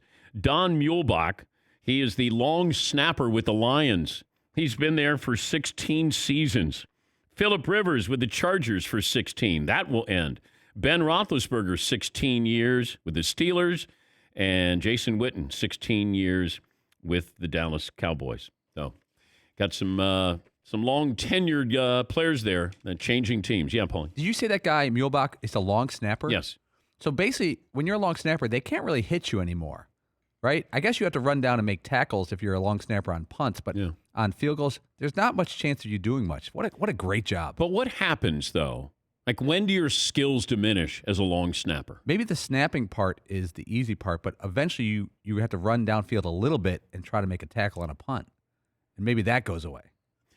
It feels like there's an exact science. Like a long snapper, you have to start out perfect and only get better. You know, if you're snapping on a field goal, like those guys never get mentioned unless somebody screws up. And then the long snapper, this guy's been around for 16 seasons with the Detroit Lions. How many career tackles does Don Muhlbach have as the long snapper of the Lions? That's a great question, Dan. The Muhlbach, he's 6'4", 260. He's 38 and a half years old. Do you think his nickname is Mule? Yeah. Of course. But it's not because of his last name. He has 20 career tackles, Well, Dan. we do get to see that side of him if you're talking about being a mule. Whoa! Okay. Muhlbach, 20 tackles. He's averaging 1 tackle a year. Okay. All right. But he hasn't had one in 3 years. He's so saving himself. He's slipping. All right. Glenn Ordway, popular radio host on WEEI in Boston, kind enough to join us. If I told you a week ago that Tom Brady was going to Tampa, you would have said what, Glenn? I would have said there's a possibility, Dan, but the world is upside down. The bars are closed, the restaurants are closed, and the New England Patriots are now just like another NFL franchise. I mean, it's all foreign to us up here. Totally different. Just totally foreign. You're as connected with Bill Belichick as anybody in that market. Did you get any indication before this was happening? As you know, in the dealings you've had with Bill doesn't give away an awful lot. The one thing I will say is I thought all along there was the possibility that Bill Belichick was looking at this and saying the problem was not the weapons we had around Tom Brady. The problem was Tom Brady. We didn't get enough of him during the course of the week. The elbow issue presented a situation where Stidham was getting the reps on Thursday and Friday. And I would not be surprised at all, because people keep on talking about Dalton and all these other guys. I would not be surprised at all if Bill Belichick is watching Jarrett Stidham every day and he's looking at it and saying, this kid can play in the NFL. There's probably more to the story than we know. Do you think that Belichick wanted this situation? No, I think he wanted Tom Brady back. I think he wanted Tom Brady on a year-to-year situation because Bill is very pragmatic. He looks at the at statistics sometimes and odds, and let's face it, there's only one quarterback in the history of the National Football League that has won a game at age 43 or above, and that's Vinny Testaverde. He won 2. Nobody has started more than 8 games at age 43. I think Bill's looking at all of that information, and he's saying, okay, I love Bill. I mean, I love Tom. He's great. He's terrific. He still can play at a pretty high level. But any day now, it could go south. And so I don't want to put myself in cap hell a year or 2 years from now and find out that 6 games into the season, the elbow goes, and Tom is not the same. I was wondering about the coincidence. Maybe it's a coincidence, maybe it's not. I asked Chris Sims about this last hour, that Tom goes from a coach who's polar opposite with personality, style, demeanor, everything about that. Is that just a coincidence in your opinion? I think it's a coincidence right now. I think it's something that, Tom's probably talking about with his buddies today, saying, hey, this might be kind of interesting, kind of a looser atmosphere. On the other hand, there was nobody that was more disciplined and played into that structure of discipline than Tom Brady. He was pissed last year because he didn't think the rookies, the young kids, were serious enough. And so I think that he might be looking at it smiling today, but let's see how it plays out, once you get to camp with all of this. I really think it came down to Tampa Bay in that there weren't a lot of takers out there. I think most NFL teams, Dan, were looking at it the same way Belichick was. He wants 2 or 3 years at $30 million plus each year. We're going to lock him in for 3 years at age 43, 44, 45. I think that's the biggest problem that Patriots had here. Tom Brady wants to play until he's 45, albeit the greatest player in the history of the game, but he wants to play till he's 45. He also wants the love and respect of being that greatest player. And Bill Belichick is operating a franchise with a strict system of value, and every year we need to be competitive. 2 different agendas. I don't think they meet. Who has more pressure on them going into this next season? I would say back here in New England, it would be Belichick. I'm not sure that's going to play out nationally. I'm already seeing that Vegas, I don't know how they're putting the odds up. They're closed, aren't they? But they're putting the odds up, and Tampa Bay's like the 3rd highest on the board. People are going to talk about the Bucs having, hosting the Super Bowl and actually playing in it. I think that's an awful lot of pressure. I really do for Tom Brady. I look at it and say that Tampa Bay is now relevant. If I'm the Glazers, I'm looking at it saying, we're now going to make an awful lot of money. We're selling season tickets at a huge rate. Many of them, by the way, are buying from New England. I've heard from those people. They're calling me up and they're telling me they're buying down there, and they're just going to take the flights back and forth. Were your fan base, were your fans upset yesterday? Was anybody angry about this? Yeah, a lot of anger. And who are they angry at? Well, I think a lot of it was directed at Kraft. you know Robert, a wonderful guy. He's been a great owner. He's a great business guy, and I think behind closed doors, he's looking at this as a business. He also wants to be loved and wants the fan base to love him. And he's hearing Stephen A. on ESPN yesterday kind of rip him and rip Belichick, and he calls him during the break, and he says, be very clear, if Tom wanted to stay, then we would have worked it out, and he would have remained a New England Patriot, but Tom wanted to leave. And we got a lot of calls of people saying, what is he doing? And I do think there's something to that. But why are you trying to spin it right now in that direction? So he's taking heat. Belichick will take heat. The difference is Belichick, I don't think, will care about the heat. He knows that he's going to be judged on how the team plays over the next 3, 4, 5 years, and I think he's going to be around for the next 5 years. If I could give you Brady, Belichick, or Kraft to interview on your show, who would you take today? Brady. Okay. Brady. I mean, wait, don't you think Belichick would have an interesting take on this? No, he won't. He won't tell you anything, Dan. Okay, so what if you got question. Total transparency? No. So you sit here and you ask him the question, what happened? You know what Bill's going to say? Greatest quarterback of all time. He's wonderful. He meant everything to the organization.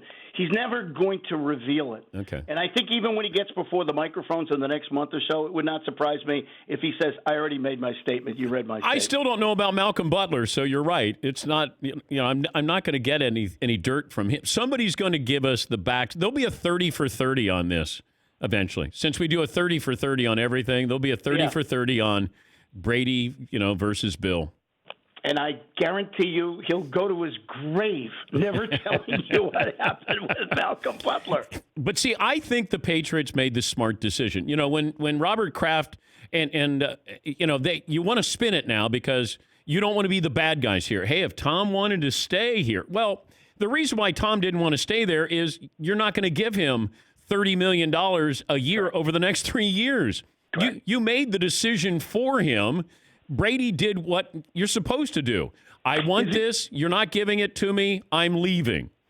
Absolutely. And they wanted to change the offense on him because the offense is changing in the league right now. And I think they also want a cheap quarterback because if you look at Kansas City, Baltimore, that's how you do it. That's how Bill Belichick began this dynasty, with a cheap quarterback that was in the 6th round. It allowed him to build the rest of the roster. The roster wasn't good enough last year, certainly the offense, with Tom Brady. And if Tom Brady gets that big money, you can't add a single soul to the offense. Where are you? Jarrett Stidham, your starting quarterback this season?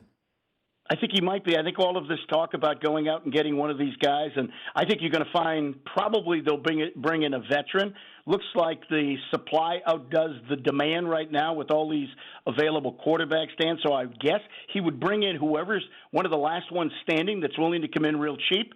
But I think he's going to try to go cheap, and that's $750,000 at quarterback. And that allows you, as Kansas City has done and Baltimore has done over the last couple of years, if you've got a cheap quarterback, Jared Goff out with the Rams, they were able to do it. Cheap quarterback allows you to build everybody around him. Glenn, thanks for joining us, and good luck with the masses today. You got it. Always good talking to you, Glenn. Dan. Thank you, Glenn. Out of the boys. All right. One of our favorites, Glenn Ordway, WEEI Boston radio talk show host. Yeah, he's connected with Belichick, but privately, you might get a little bit there, but the fact that we still don't know why Malcolm Butler was benched before the Super Bowl, and it hurt them. I don't know if it cost them the Super Bowl, but you got your best or one of your best defensive backs, and he got benched, and we still don't know. Yeah, Paul. If you look back at the story, I just looked it up, there are reports, unconfirmed reports, that Malcolm Butler missed curfew, that he was out living it up. But none of the Patriots ever confirmed that story. Nobody really confirmed the story. And then there was other reports that Malcolm Butler had a bad week of practice, and it was as simple as that. And he was yanked. But he found out moments before the game. You saw him crying on the sidelines during kickoff. So I don't know. The only thing I ever heard was curfew. He missed curfew. He said something like, I guess they don't believe in me anymore, or something like that. You remember some of his quotes after that? God. What? Still one of the great mysteries where you go, wait, what's happening there? And didn't he get in for one play? Was that like on special teams or something? Yeah. And then that was it. And then they benched. Like the first kickoff or something. I think that was it. All right, we'll come back. More Meat Friday songs. We'll check in with the Tampa Bay my Buccaneers coming up in a little bit. And more Meat Friday songs right after this in the Dan Patrick Show.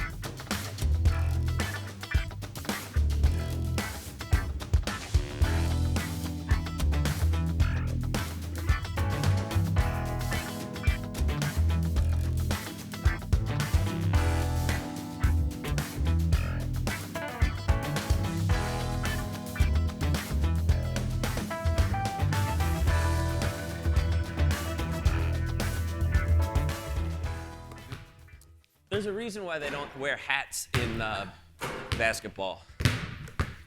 That'd be cool if they did, though. Yeah, because you're sort of always like. Remember that soccer player a few years ago? Was it not Friedel? Who's the guy who wore a hat? Oh. Last night's AUAA was a tough one, man. Yeah. Dang-a-rang. What were we up? I think we were up 9-0 at half and lost to McLovin's team somehow. That was the. I think you guys were up 11-0 in the second half. We got a steal. There were a lot of 28-3. it was 9-0, and yeah. I tapped the ball out. Marvin got it and tried to put it in for 11-0. And Yeah. Hey. And then hey, also, moderator. We were up 1, and Alan Guzzi traveled. Yeah. And you even said like, yeah. travel. Yeah, like no. Like, what are you know that what's crazy about that is both games ended in some type of crazy fashion, right? We don't have a winner on this yet. We do not. Do you want to give a hint? This is to get some DP show gear if you get the scoreboard. This is an NFL-related scoreboard. NFL-related scoreboard, okay. You want another hint? Yeah. It is not jersey number related. Okay. It's statistical related. Okay. And it's quarterback related. That's I figured all that. as far as I'm going to go.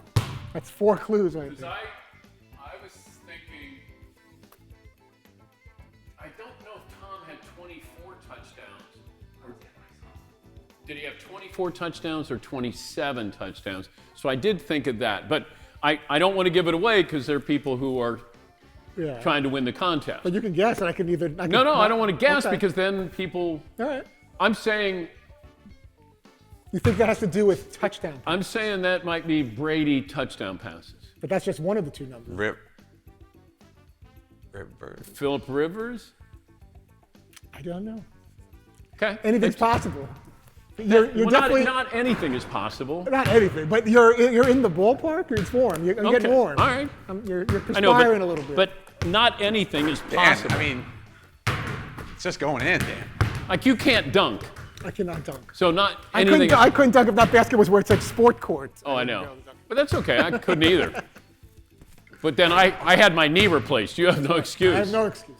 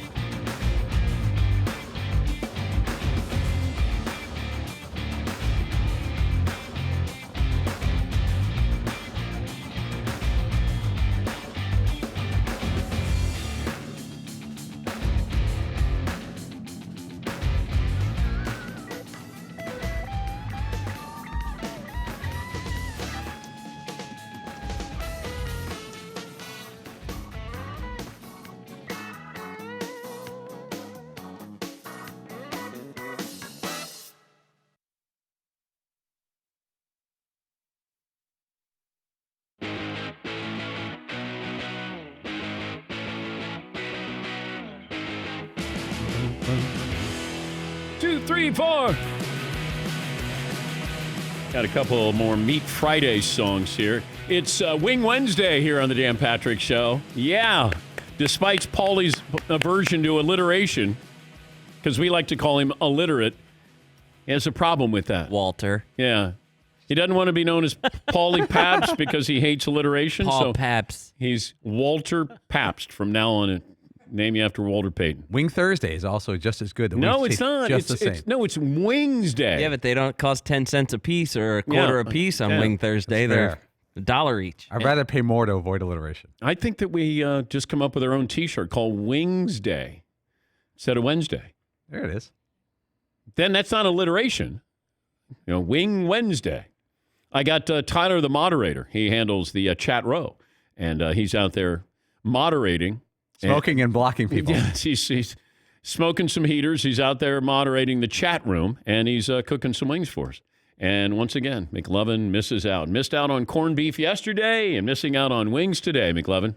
That is so unfair. Are you going to have like different kinds of wings, like Korean They're style? just so good. Yeah, they're just so good. Is this going to be every day? There's going to be some I think kind so. of delicious food until you get back. Oh, yeah. I think it's Steak Thursday. Now let me see. What would it be? We have to do alliteration tomorrow. Tri-Tips Thursday. There you go. No. Yeah. Turkey Burger Thursday. Dan in Minnesota is back. Hi, Dan. What do you have for me today? And what will garner more media attention? Brady joining the Buccaneers or when Favre joined the Vikings? Because when Favre joined the Vikings, it was an absolute zoo out here. ESPN trucks and, lining the streets of Winter Park, helicopters following cars. Oh, I know. What do you think's a bigger deal? I don't know. Let's see what happens when Brady gets there. But thanks for the phone call, Dan. Yes, sir. I think you're supposed to be self-quarantined, aren't you? It sounds like Dan's out on the streets there. I don't want to rat on him there, but I do have his phone number if officials want to contact him. Yes, Paul. When Favre goes to the Jets, Green Bay fans are not deeply hurt. He's gone and they've got Rodgers. But when he comes to play for the Vikings, that's different. If Brady goes for 1 year and then joins the Jets next year, that would be similar. But no, this is just the reaction, the media reaction. Oh. Favre going to Minnesota in the division, and you had the helicopters there, police escort there. Fritzie's offer up filet mignon Friday. It's going to be Fat Guy Friday whoa, if we're not careful. Whoa, whoa. Keep on eating. Yeah. But yeah, that was crazy with Favre. Let me see. Got another. Let me get to Jeff in Detroit. Hey, Jeff, how are you today? So wait a minute. You say Fat Guy Friday and straight to Jeff in Detroit. I see where you're going with this. But I don't know your size, Jeff. I don't know if you're big or not. Have you given your height and weight? Like 2012 official height and weight. Hi, I'm Jeff in Detroit. 5'5", 200 and portly 87 pounds. You're not 5'5". I'm 5'5". I'm 5'5", 5'6" on a good day if I got timbos on and the wind is going to the west. So yes, I'm 5'5".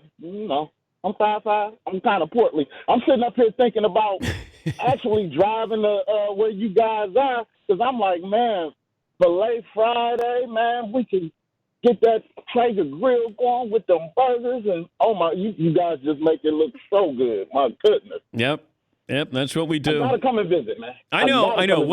When it's safer to come visit, Jeff, we want you to come and visit. So I have to check that. That kitchen looks so sweet. That's the first thing I noticed. I'm like, dang, they got a sweet kitchen. I know. Thank you, Jeff. Yeah, we got all the bells and whistles here. And we're taking precautions. I'm going to do the show from my attic on Friday. We just want to set up in case, we're all shut down and we have to be in our house. So we want to make sure that we're still here for you.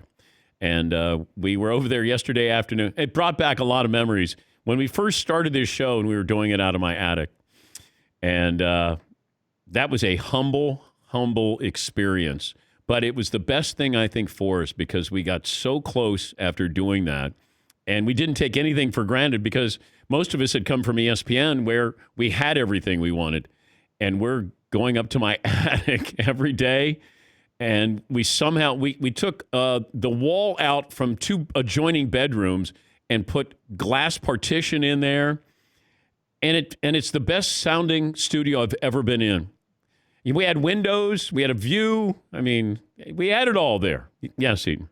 Right. I remember my first day walking up the back stairs and you opened the door and said, there you go. And it was like a Dell computer. And we're like, oh, my gosh, like we really are building this from scratch. And that's when it sort of hit me like, wait a minute, where are we going to get highlights from games? Where are we going to get, all of these things that – right, you just take for granted at just a powerhouse like ESPN. All of a sudden, it was like, whoa, we have to figure this out. We have to find a way to get those things. This is all right. Let's get to work. And those guys kept so much information from me because they, the problems that we had. There were times when I don't know if we were even on the air. I could confirm you weren't on the air. your mic would go dead or something would go dead, and you weren't on the air. And Seton back.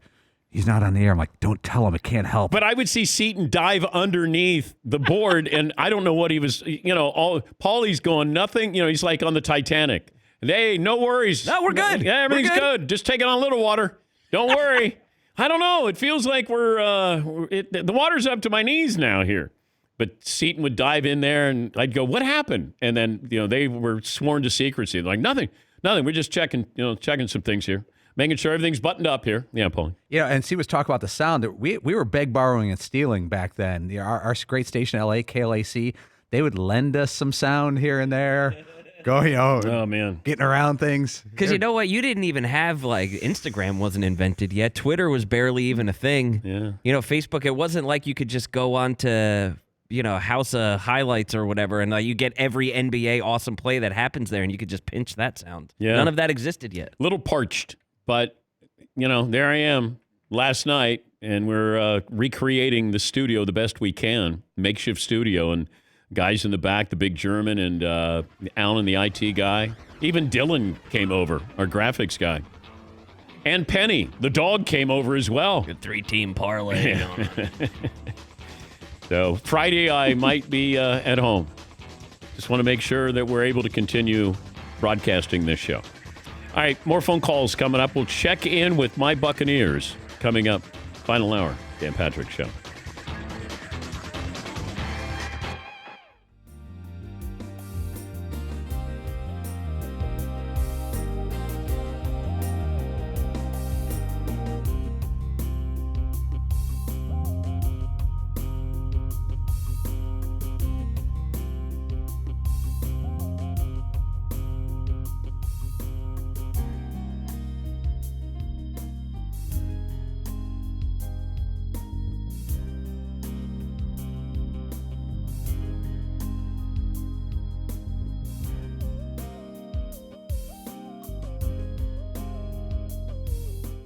Danettes, I heard you're going to do the polar plunge for an elite cause. But I've also heard you're soft, you're scared, and you're afraid. Well, Minnesota's not soft, and we're definitely not afraid. That in front of you, my friends, is called a Minnesota bath. And it's time for you to throw away average, quit being fearful, and be a Minnesotan. It's time to get cold, get frigid. Welcome to Minnesota. Get in that Minnesota bath. All right, you guys ready to go? It's polar plunge time. Yeah, boys. Downtown Minneapolis. They said it's going to be 27 degrees today. 27 in Minnesota is like 4 anywhere else. One key word, shrinkage. It's not, shrinkage. Shrinkage is the word of the day. Let's do it, boys. Yeah, man. Ready to go. We're trying to represent University of Minnesota Wrestling. It's nice in here. It's 84 in here. Got my old lady bar mitzvah shirt on for good luck. So trying not to get pneumonia. They told me the water's not too deep, so hopefully I won't drown. Shrinkage. Please welcome to the polar plunge stage, Wolfhouse and John Fritz and Patrick O'Connor for the Danettes are presenting Dan Cora, the CEO, Special Olympics, Minnesota, a check for $10,000. Minnesota. All right, sounds good, man.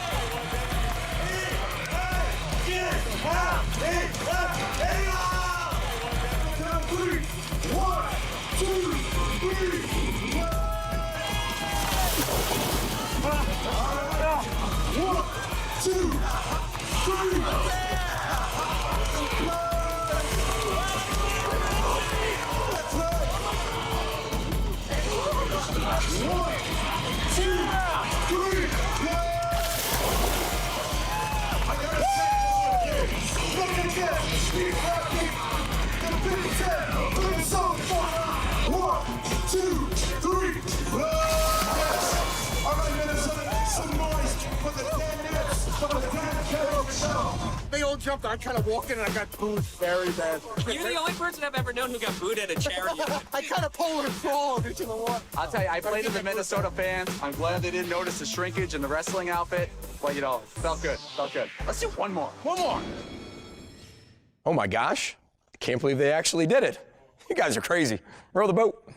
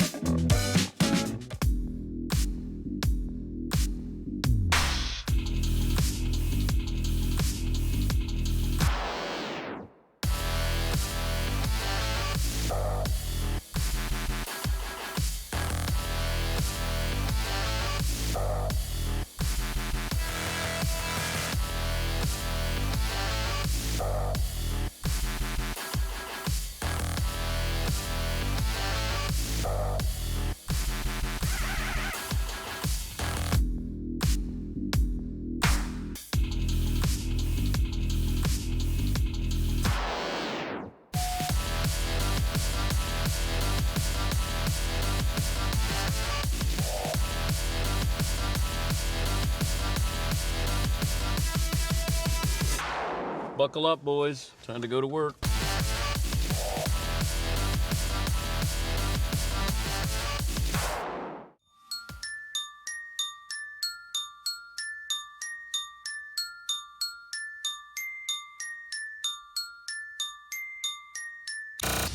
Andrew Brandt, he just tweeted this out. Can you imagine news of quarantine, shuttered businesses, and market collapses with stories of NFL free agents signing big deals peppered in between? That's not, quote, giving a sense of normalcy, end quote. Dan Patrick. That's just the wrong thing to be doing. Bring in Ross Tucker. Should we be having free agency in the NFL right now, Ross? I don't think it's going to get better, Dan, anytime soon. I mean, everything I've read, 2 weeks from now it'll be worse. 4 weeks from now it'll still be worse. So it might be better to do it now as opposed to 2 months from now. Broadcasting from the Mercedes Man Cave, this is Dan Patrick. Final hour on this Wednesday, Dan and the Danettes, Dan Patrick Show. McLovin once again joining us via Skype from his apartment in Brooklyn. It's Wing Wednesday. Surprise the Danettes. Even though it's alliteration, Paulie hates alliteration because, well, after all, his name is Paul Pabst. He doesn't like alliteration, but he's okay with Wing Wednesday. At least I believe you are. As long as we get wings, I can wink at about anything. Wing Wednesday on our Traeger grill. Just a coincidence. McLovin is not here. We had corned beef yesterday and Wing Wednesday. Are you back tomorrow, McLovin? Because I was thinking of like T-Bone Thursday. So I'm back now. No, you're at home. You're not back. Well, if you're having T-bones, I mean, what are you trying to figure out what food will get me in the office? Because you're going too far. You know how much I love the steak on the Traeger. Steaks are your 1 seed, right? Or lobster. Those are my 1 and 2. Yeah, but turf would be nice. We don't have a day of the week. I mean, this is alliteration. So there's nothing that helps me with lobster Lunday or lose day or lens day. Yes, Paulie. You're okay with Wing Wednesday? I'm good with any type of food. Okay, good. Just want to make sure. The poll question, McLovin. Wait, we just lost McLovin. There he is. Where'd you go? Some cord fell out or something happened. A daughter tugged on. Oh, we just lost McLovin. He's got 2 daughters roaming around there, and I think we just lost him. All right, we'll get some phone calls here. Paul, you got an update on the poll results? Are the Bucs now Super Bowl contenders? Yes, 58%. Wait, I thought we were going to just have contenders. Well, it's the same thing. Contenders means contending for the No, Super they're Bowl. contending for a playoff. I guaranteed a playoff berth. Oh, playoff berth. I mean, they missed the playoffs by a game and like 2 games last year. Okay. But they haven't made the playoffs in 12 years. Tommy. Now Tommy's in town. But I had him going to the playoffs no matter what. But we'll check in with the Buccaneers coming up. A couple of phone calls. Spencer in Wisconsin joins us. Hey, Spence. Hey, Dan. Just a quick comment about Tom Brady and Bill Belichick. You know, you were saying that Bill Belichick has all the pressure on him. I think the pressure's on Brady. You know, people have left other teams to go be successful elsewhere. I think if Belichick wins the Super Bowl, Tom's going to be like, well, how much did I really do there? I mean, if he goes and wins in Tampa, I don't think it's going to be a big deal. If Brady wins a Super Bowl in Tampa, it's not going to be a big deal? Well, it'll be a big deal. I don't think it'll be as big of a deal if Belichick. I mean, it'll be less of a big deal. No. Than if Belichick You don't understand how Tampa is viewed. If Belichick wins a Super Bowl, okay, then we'll look at Brady maybe a little different, and we'll credit Belichick a little bit more. It's like if the Clippers were going to win a championship years ago. That's what it is with Tampa. You know, you just have decades of ineptitude, and Brady going there. That'd be one of the biggest stories in sports in years. I mean, Tony Dungy and John Gruden have been gone a long time. And if Brady went there at his age and won a Super Bowl, that'd be huge. Thank you, Spencer. I think the pressure's on Belichick because I don't think Belichick wanted Brady back. Therefore, Brady, we might look at and say, not many teams wanted him. And I think the market was pretty soft for him. And he found a situation. Tampa was all in, no matter what. He knew that. And that's why I said this to Tom Curran, who covers the Patriots. I said, Tom knows where he's going. Stop with this nonsense. The best time to find a job is when you have a job. Brady knew that he wasn't going back there, and he felt even more confident to walk out of Robert Kraft's home because he knew he was going to Tampa. He didn't go, let me get home and talk to Giselle and see where we're going. He knew where he was going.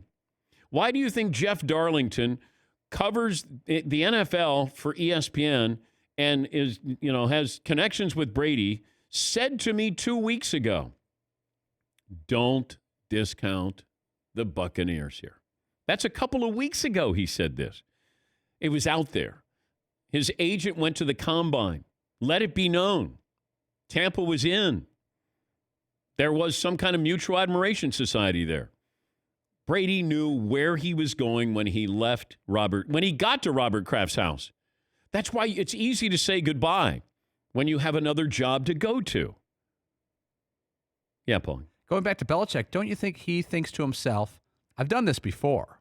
I've moved on. I know Bledsoe's a lot different, but I moved on and took a young quarterback that no one thought much of. Brady was nothing coming out of Michigan. Jarrett Stidham was bigger coming out of Auburn.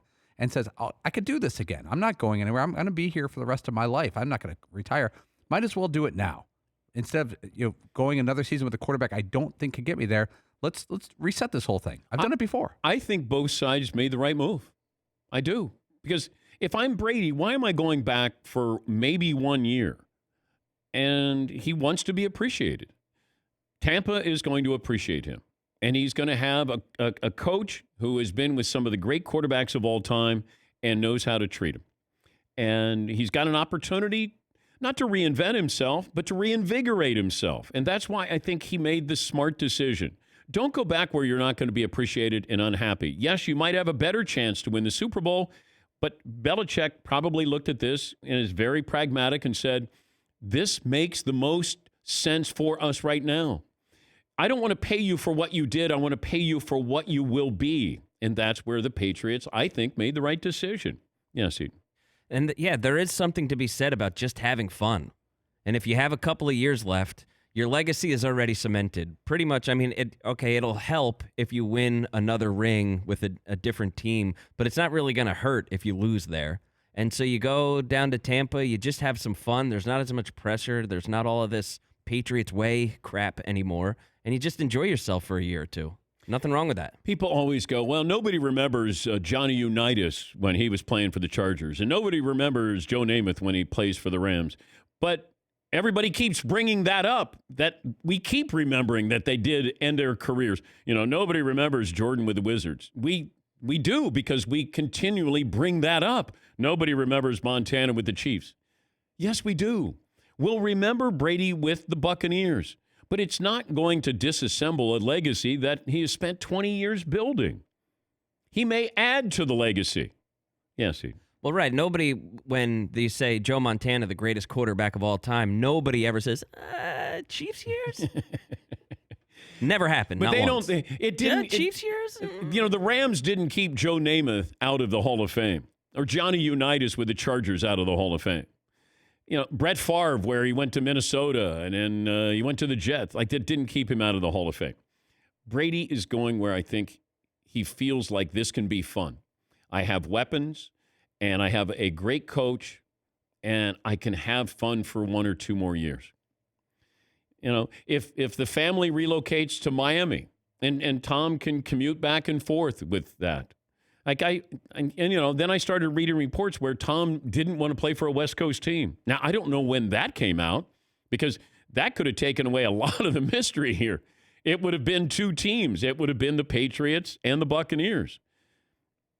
As it turned out, there were 3 teams, and that's what I was told. And it reiterated to me last night. Patriots, there was the Buccaneers, and then there was the Chargers. That was what I was told. I know that the 49ers did their due diligence. They were interested, sort of. The Raiders were. Do you realize the frenzy, not yesterday, the day before, of, hey, Dolphins, these Dolphin rumors starting to pick up some steam there. And I have a friend who's with the Dolphins. And I said, Tom Brady, question mark. And he goes, question mark, what? And he put GOAT. And I go, are the Dolphins interested? He goes, he's not interested in us. And I said, I'm hearing that maybe They're going to sell the team. Stephen Ross sells the team, and then the guy buys the team who from Ross is going to give Brady a piece of the team. He goes, I have no idea what you're talking about. I went, okay. I'm just curious. You had that, and, hey, the Raiders, I'm here, and they've been quiet. Remember, John Gruden didn't want to talk about this. Now I'm here, and the Raiders might be the mystery team. All of this stuff was happening. And a lot of it was nonsense, and a lot of it was to troll you. You know, this is what it was. It turned out that there was not a big market for him. The fact the Colts weren't interested in Brady or vice versa, I still find amazing. Because if you said Brady was going to the Colts, you got my attention. I mean, you really have my attention. Phillip Rivers, it's just a curiosity there. Upgrade on Jacoby Brissett, but not much. Yeah, Paul. If you're a Colts fan, would you rather have Rivers for 2 years or Brady for 2 years? I'd rather have Brady. It's not that close, right? Well, I would look at it as, who do I want? I think Phillip Rivers only signed 1 year. If I said you got one year, one and done, you're taking Brady. Yeah, see. But why doesn't Cam Newton fit anywhere? Why is that puzzle piece tougher to figure out right now? Because these guys are old, but they're healthy. Cam Newton's not healthy. He's younger, but he's not healthy. If you said Cam Newton was healthy with his foot, then I would have no problem. If I'm a Bears fan or the Chargers and you bring him in, I don't know if New England's going to bring in Jameis Winston, but that was floated to me yesterday. Like, could you see Bill with Jameis Winston? I go, no. If Bruce Arians, see, this is what people drives me crazy. Bruce Arians is given credit for being this unbelievable quarterback whisperer. And what happened on his watch, he had a quarterback have in a historical season for all the wrong reasons. He threw 30 interceptions and 30 touchdowns. Jameis Winston is a walking 30 for 30 documentary. Got to admit, he's very balanced, you know? Not a lot of highs, not a lot of lows. 30 for 30, starring Jameis Winston. Someone's catching the ball on the next play. Yes, guaranteed. Guaranteed. I like how he improved his eyesight. So he went from 30-30 to 20-20, hoping to improve his stats there. Oh, boy. I wonder, did Jameis Winston lead the league? If you count his pick sixes, how many touchdowns did he have last year? I would like to, because I think he had like 4 of those. I think he had 34 touchdowns. He was responsible for throwing for 34 touchdowns, 34, 35 touchdowns, something like that. And I think Brady still has, I think Brady can still make all the throws. Phillip Rivers can't make all the throws. Phillip Rivers didn't do that much with a team that had a lot of talent last year, skill position-wise. What makes you think that he's going to do a lot? And, you know, they're going to pick and choose how they use him, but they're a defense running the football kind of team, it feels like. But, I don't know. What do I know, as we like to say in this business? Kevin Durant, some other Brooklyn Nets test positive for the coronavirus. Let me see if there was anything else. I got some Meat Friday songs for people here. A couple more phone calls. We'll check in with my Buccaneers, co-host of Ronnie and T. Kraz Morning Show, Tom Koronicki. He'll join us coming up. He does the pre and post shows on the Buccaneers on that station, our affiliate there, WDAE. He'll join us coming up a little bit because this is a big deal. This is a really big deal. Tampa always loses out on either players. Remember Bo Jackson? Wasn't Bo going to Tampa? Drafted by them. Yeah, didn't want to go play for them. Bill Parcells twice was going to be going to the Buccaneers, I believe. You know, it always feels like Tampa, you know, they're always left at the altar here. But now you got Tom Brady. Big deal. Greg in Florida joins us. Hi, Greg. Hi, 6'1", 195. You know, another stat you missed out on Winston, he had 21 interceptions dropped as well. It could have been historic. I kind of feel like Steve Martin in The Jerk. I'm somebody now because I've been a Bucs fan since his sombrero. And when we had Sapp and Lynch and Gruden and Strength and holy moly, that one couple of years we just went nuts and we finally won it. That's how it feels down here now. Just got to let you know. We've got Ndamukong Suh just stuffing up the middle. We've got all stud wide receivers. We've got mediocre offensive line that's going to get better, but we've got a quarterback now that can get rid of the ball quickly. We got a top-tier quarterback, top-tier coach. man, we're going to the playoffs as far as I'm concerned. I don't see any way around it. All right, Greg, thank you. Glad you're on the bandwagon with me.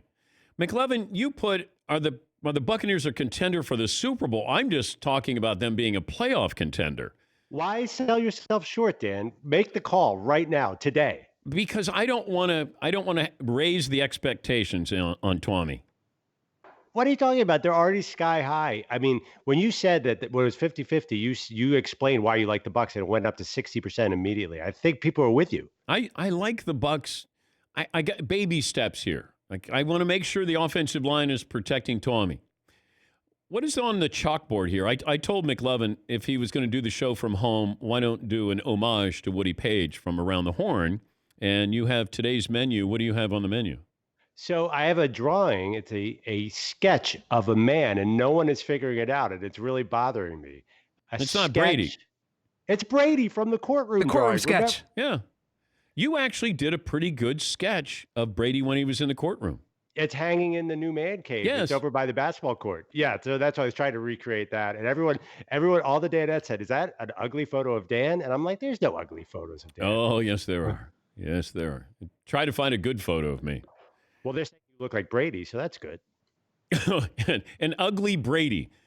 Like, I'm okay with that. If somebody says, you look kind of like an uglier version of Tom Brady. All right, I'll take that. Like, if I close my good eye, you look like Tom Brady a little bit there. All right, I can accept that. Here's something for you. 4 players in the history of the 4 major sports have played at least 20 years for one team. Won an MVP with the team, won at least one championship with the team, and then changed teams after all of this. I'll let that one sink in. I'll let it marinate a little bit. We'll take a break, and we'll come back with that right here on the Dan Patrick Show. You want to hear something amazing? Discover matches all the cash back you earn on your credit card at the end of your first year automatically. No limit on how much you can earn. That's amazing. In fact, it's even more amazing because of all the places where Discover is accepted. Over 95% of places in the United States that take credit cards, according to the 2019 Nielsen report, take the Discover credit card. So when it comes to Discover, get used to hearing the word yes more often. Learn more. Discover.com/yes. Discover.com/yes. Limitations apply.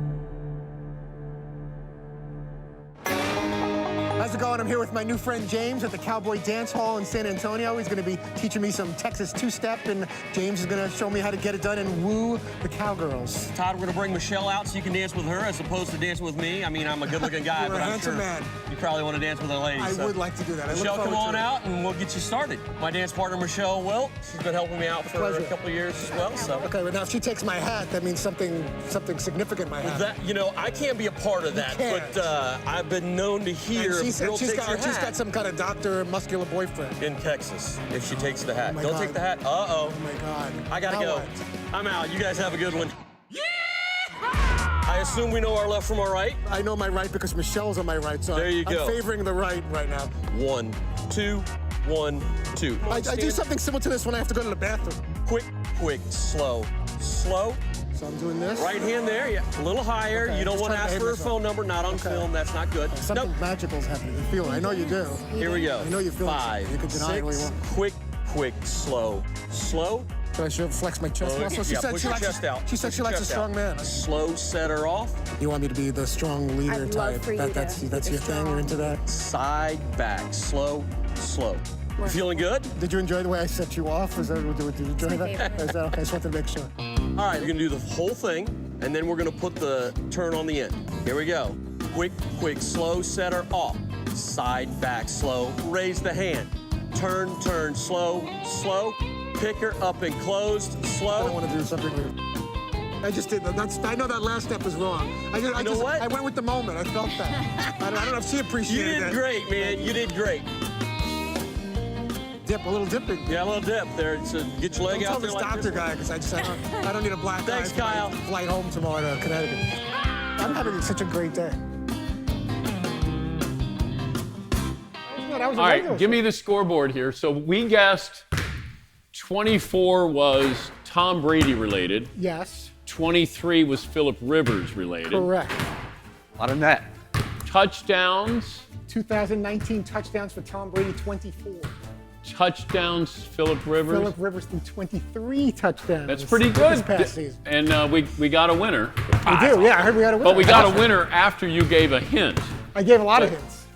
But that was. I felt it required a couple of That was. I think it might be Wes in Louisville got that. But Yeah, Wes. each day, Fritzy will have a scoreboard, and then we give away DP Show gear. Brady and Rivers, 2019 touchdowns. Yeah. Good job, Todd. Good stuff. No, you're not a complete screw-up. I'm not. No, you're I doing. have my moments once in a while. You're doing big boy things. Once in a while. But you haven't said anything stupid today. I haven't said much of anything. Exactly. That's why. Playing it close to the It vest. is a talk radio show. Playing it very Nah. close to the vest today.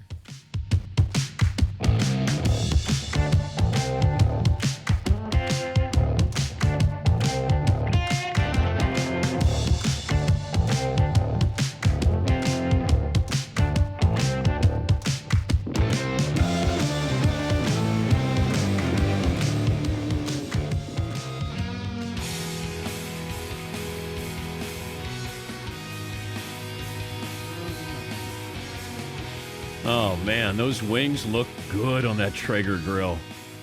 It's Wing Wednesday. You guys got a great life. You do. It's a pretty good gig.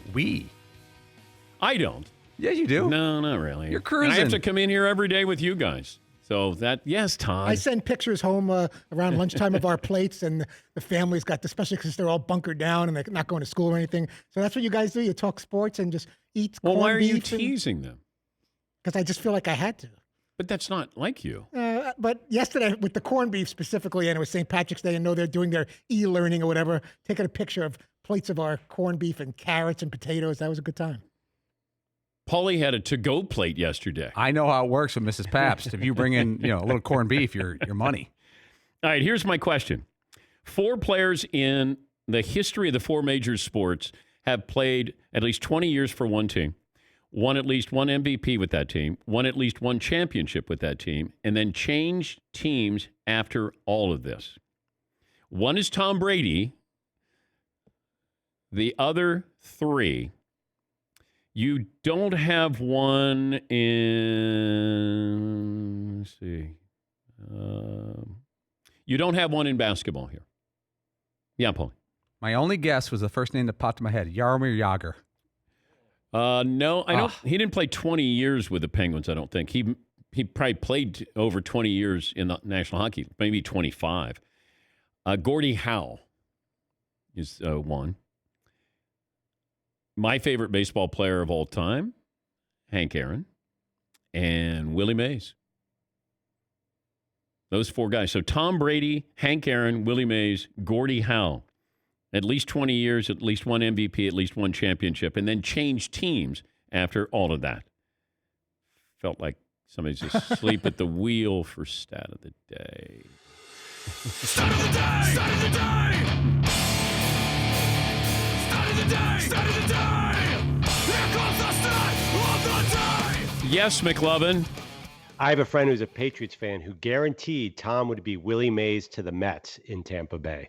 Ooh, and that didn't go well for Willie Mays. Although that's where when people say, oh, we don't remember where these guys end their careers.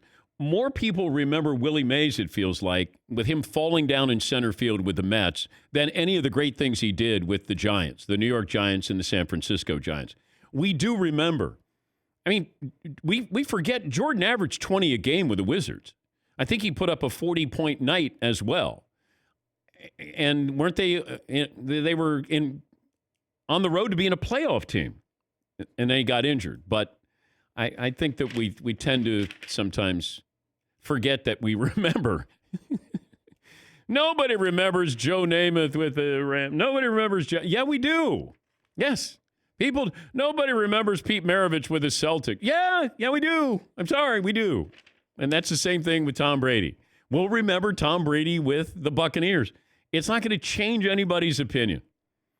There's nothing that Brady can do that's going to change your opinion of him with Tampa Bay. If he wins another title, okay, he's now the greatest player of all time.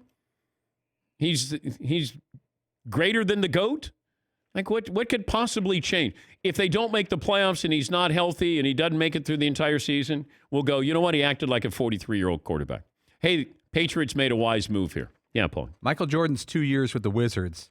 They were about a 500 team. They didn't make the playoffs either year.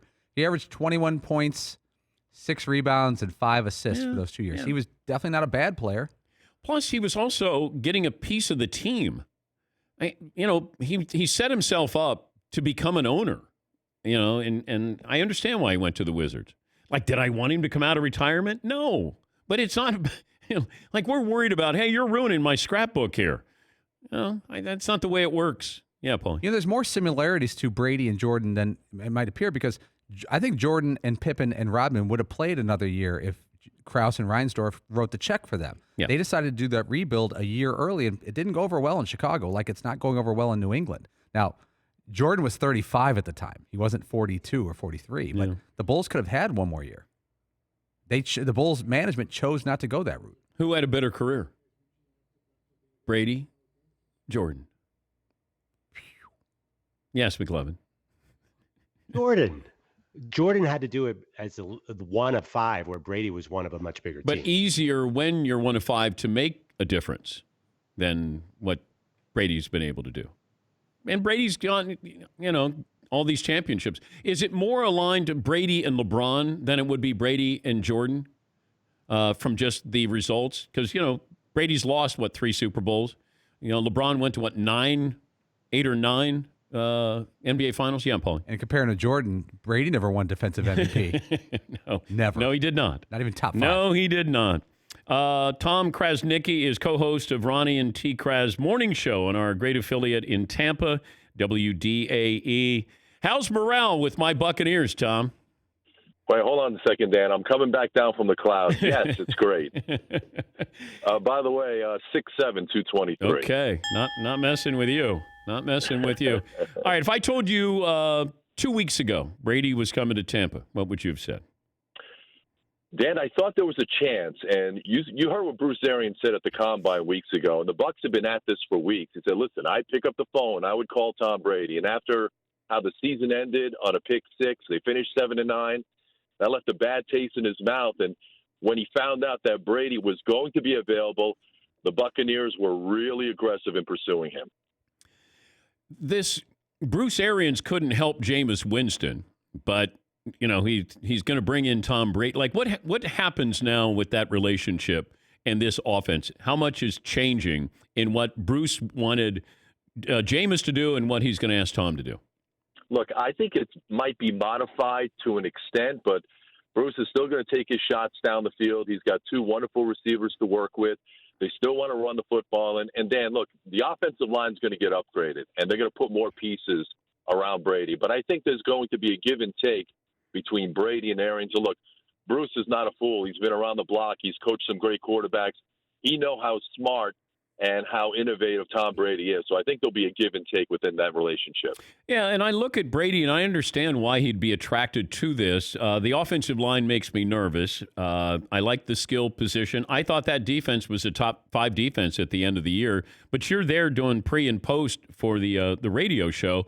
Am I overstating what I saw? I thought they were going to be a playoff team this year, even if Brady doesn't go there and they bring in Teddy Bridgewater. Am I overstating my Buccaneers?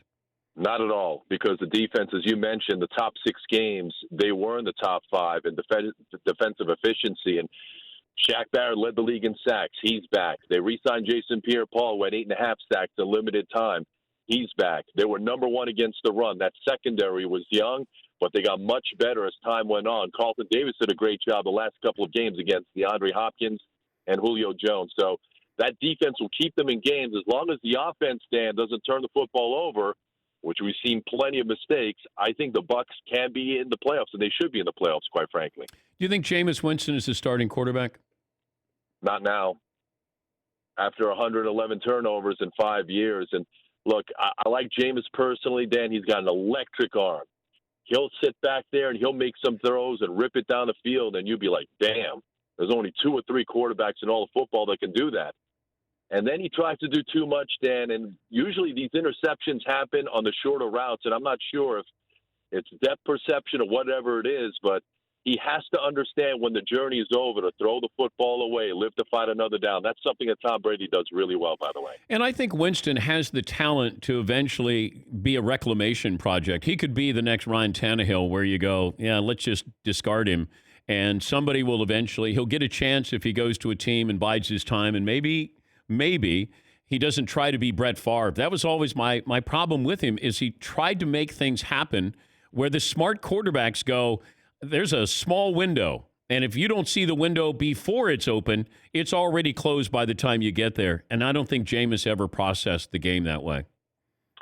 I think you're right. And it went back to Florida State because he was always that risk taker, right? Always going down the field, and he won a national championship at Florida State, and he might have thought to himself, listen, I'm not going to change who I am because even though I had 18 interceptions in 1 year at Florida State, I'm still going to take that risk because I got away with it. Look, guess what? In the NFL, these defensive backs, they break on these balls a lot quicker, and unfortunately, he found that out the hard way. How could this go wrong with Brady in Tampa Bay? Well, if the Bucs don't upgrade the offensive line, if he gets hit early and often, if you look at the Bruce Arians system, yeah, if you're a quarterback, you're going to get hit. But I think the Bucs are relying on the fact that they will fortify the offensive line. And, Dan, you watch Tom Brady for the last 20 years. He's underrated when it comes to shifting in the pocket, moving. He's got great pocket awareness. He will get rid of that football. 1, 2, 3, boom, the ball's out of his hand. How long do you think Brady plays in Tampa? I think 2 years. I think he and Bruce Arians probably go out after 2 years, and everyone knows the Super Bowl's in Tampa this year, and all the Bucs fans are excited. But if I had to put a timetable on it, I think he's here for 2 years. Do you think Antonio Brown is part of this decision that he's coming to town? I sure hope not, Dan. Yeah, I'm right there with you. As talented as he is, if I'm the Bucs, I want him nowhere near my facility. Has Chris Godwin already given Brady his jersey number? He probably has. Look, Chris Scott, he's a great kid, by the way, Dan. He's a great kid. He will literally give him the shirt off his back. No, he wants the jersey. The jersey off his back, Tom. Here's the shirt, the jersey. You want my suits? I'll give that to you, too. Here's number 12, and then Brady will probably cut him a check to his favorite charity, and they'll be on with it. That's good. Hey, it's great to check in with you, Tom, and thanks for the support there with our show on WDAE. We appreciate your time. My pleasure, Dan. To you and the Danettes. Appreciate it. It's Tom Koronicki. He's co-host of Ronnie and T. Kras Morning Show on WDAE. Tampa Sports Radio, also hosts the Bucs pre- and post shows on the station as well. Yeah, Chris Godwin, great receiver. He wears number 12. Yeah, you can give me the shirt off your back. I just want the numbers off your back. That's all. You can keep the shirt. Just give me the numbers. I'd be fine with that. Yeah. And, good for Tampa Bay. This is good. Yeah. We're always rooting for a story that makes our job easier or more interesting. And did I want Brady to stay? I thought he was going to stay. But I root for stories. And if that means there's total anarchy or there's chaos, then I'm okay with that. But I don't have a loyalty and allegiance. And, if you're a Patriot fan and all of a sudden 20 years and you're going to go to a game and you're going to go, Jarrett Stidham, that's our future right there. I get it. I mean, that's a culture shock. But Tampa Bay becomes must-see. Now, they were must-see TV for me last year. But it's like car crash TV. If you said, hey, here's car crashes you want to watch, Tampa Bay was a car crash because Jameis Winston. Now, sometimes he was fascinating in a good way. And I do agree that I think that he'll get kicked to the curb a little bit here, and then he'll get a chance, and maybe he'll get a chance to have that. He'll be able to reinvigorate himself, and just like Ryan Tannehill did. A couple of phone calls here. Christian in Maine joins us. Hey, Christian. Hey, I'm going to be brave enough to give my Meat Friday song on the air. Here we go. God, you're going to go live? I'm going to go live. It's the Talking Heads, Life During Wartime. Okay. All right. Okay, here's Christian in Maine.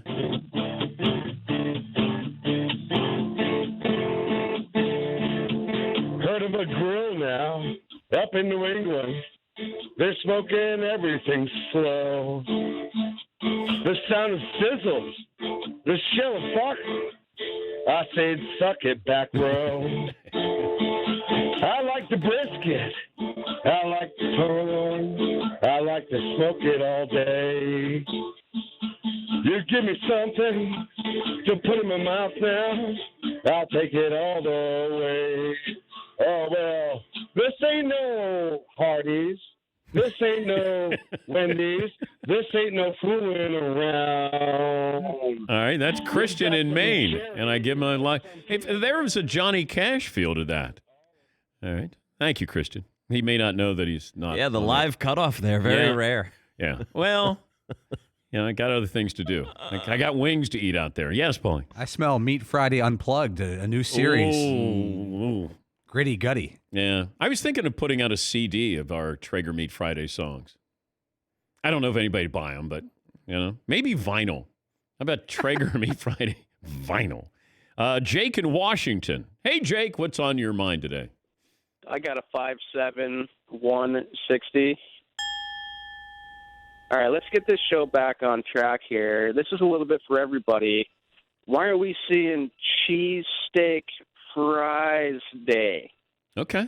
All right. Barbecue pulled pork fries day. We got a little bit of everybody. We got Paulie's with this chili cheese fries, all that good all right. stuff. Okay. Thank you, Jake. I mean, we appreciate it. Suggestions for Friday. Finally, the voice of reason. Jake in Washington, getting the show back on track. Yeah, that's how you get it on track. Yeah. Talk about food here. Fries day. Fries day. That sounds like something Fritzy would try to stretch out.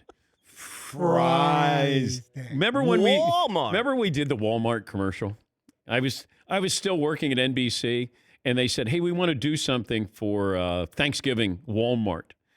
And we had the game on Thanksgiving night, and they came in, and these people came in from Hollywood. They had no idea who we were, and they gave Fritzy one line. I think they just said, just say Walmart. Trying to make the most of the opportunity. Oh, no, I know you did. Dialogue, like you made it about 4 syllables. Walmart. Got good response, even though we made fun of it. Oh, no, they made fun of you. They made fun of me. I think so. It felt like that. But it lives on in the lore of the Dan Patrick. Well, we got a little sign right by the lava lamp there. Once a sign is made, then you're good. You're golden. Walmart. Did you see where Johnny Manziel had a message to fans about being quarantined? He says, if I can stay out of the club, anyone can quarantine. Should have done that 6 years ago, bro. Oh, I know. of course, Johnny was shooting the video at a golf course, so not exactly quarantined. No. I said it at the time, we would look back on what could have been with his career. And that after a while, like we chew up and spit out our athletes at an alarming rate. Again, Antonio Brown doesn't mean anything anymore in the world of sports. He's a mild curiosity here. Johnny Manziel, just a mild curiosity. Tim Tebow, a mild curiosity. We move on so quickly. And whether you're a star player, somebody else comes in and replaces you. And as great as Brady is, he'll move on just like Montana did, and Favre did, and Steve Young did. Then you'll go, hey, somebody else is going to be in there. Drew Brees when it's all said and done. I mean, you'll be appreciative of being in there to witness their careers, but somebody else will come in. Like Mahomes. Mahomes made you forget about a lot of other quarterbacks. Deshaun Watson, Lamar Jackson, that new wave that's coming in. Running backs are the ones where you go, man, what used to be? Didn't you used to be like DeMarco Murray? Didn't you used to be? And then you get somebody like Carlos Hyde, who just, he never stops. But these other guys, you just go, that's right. Yeah, that's right. He played a couple. Yeah, I remember. Yeah, Paul. Especially the running back position. Like, remember Marion Barber III for Dallas? I'm like, this guy's going to rush for 10,000 yards. Lawrence Maroney. Yeah.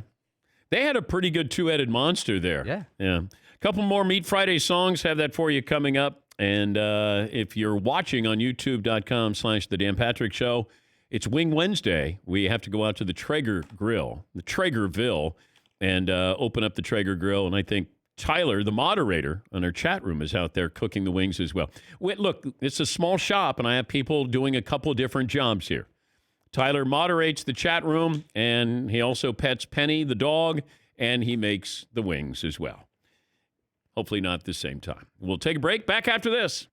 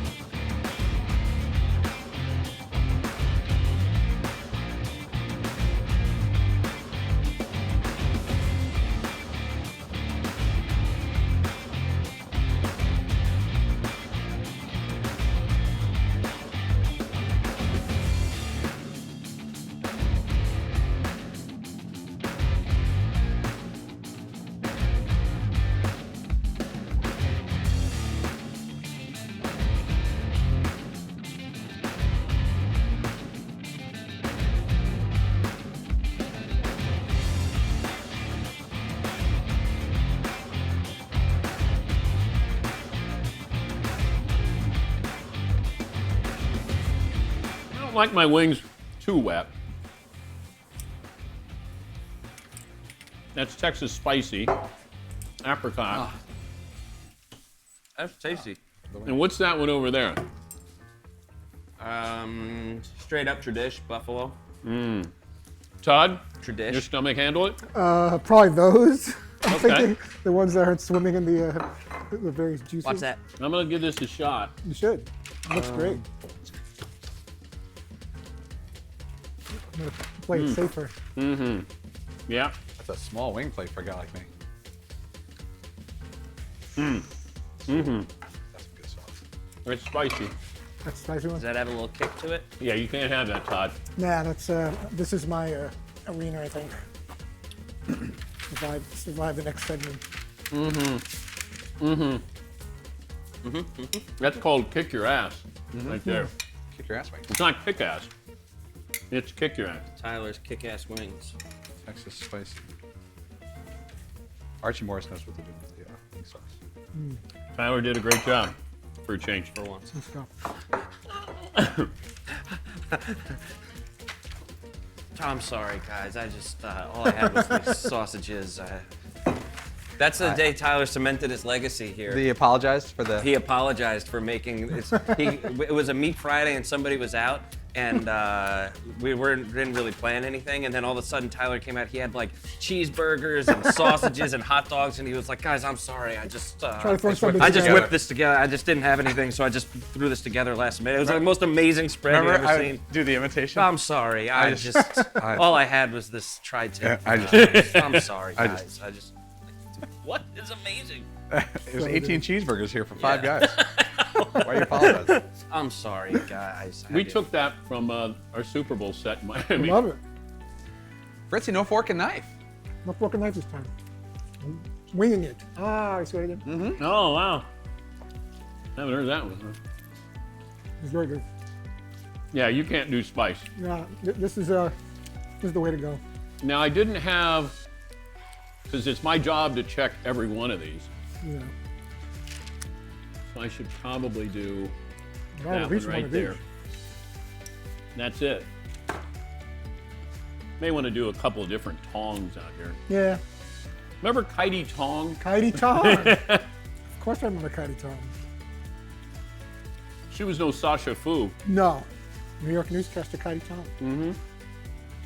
Channel 11. That's right, WPIX. With Ernie Anastas? Mm-hmm.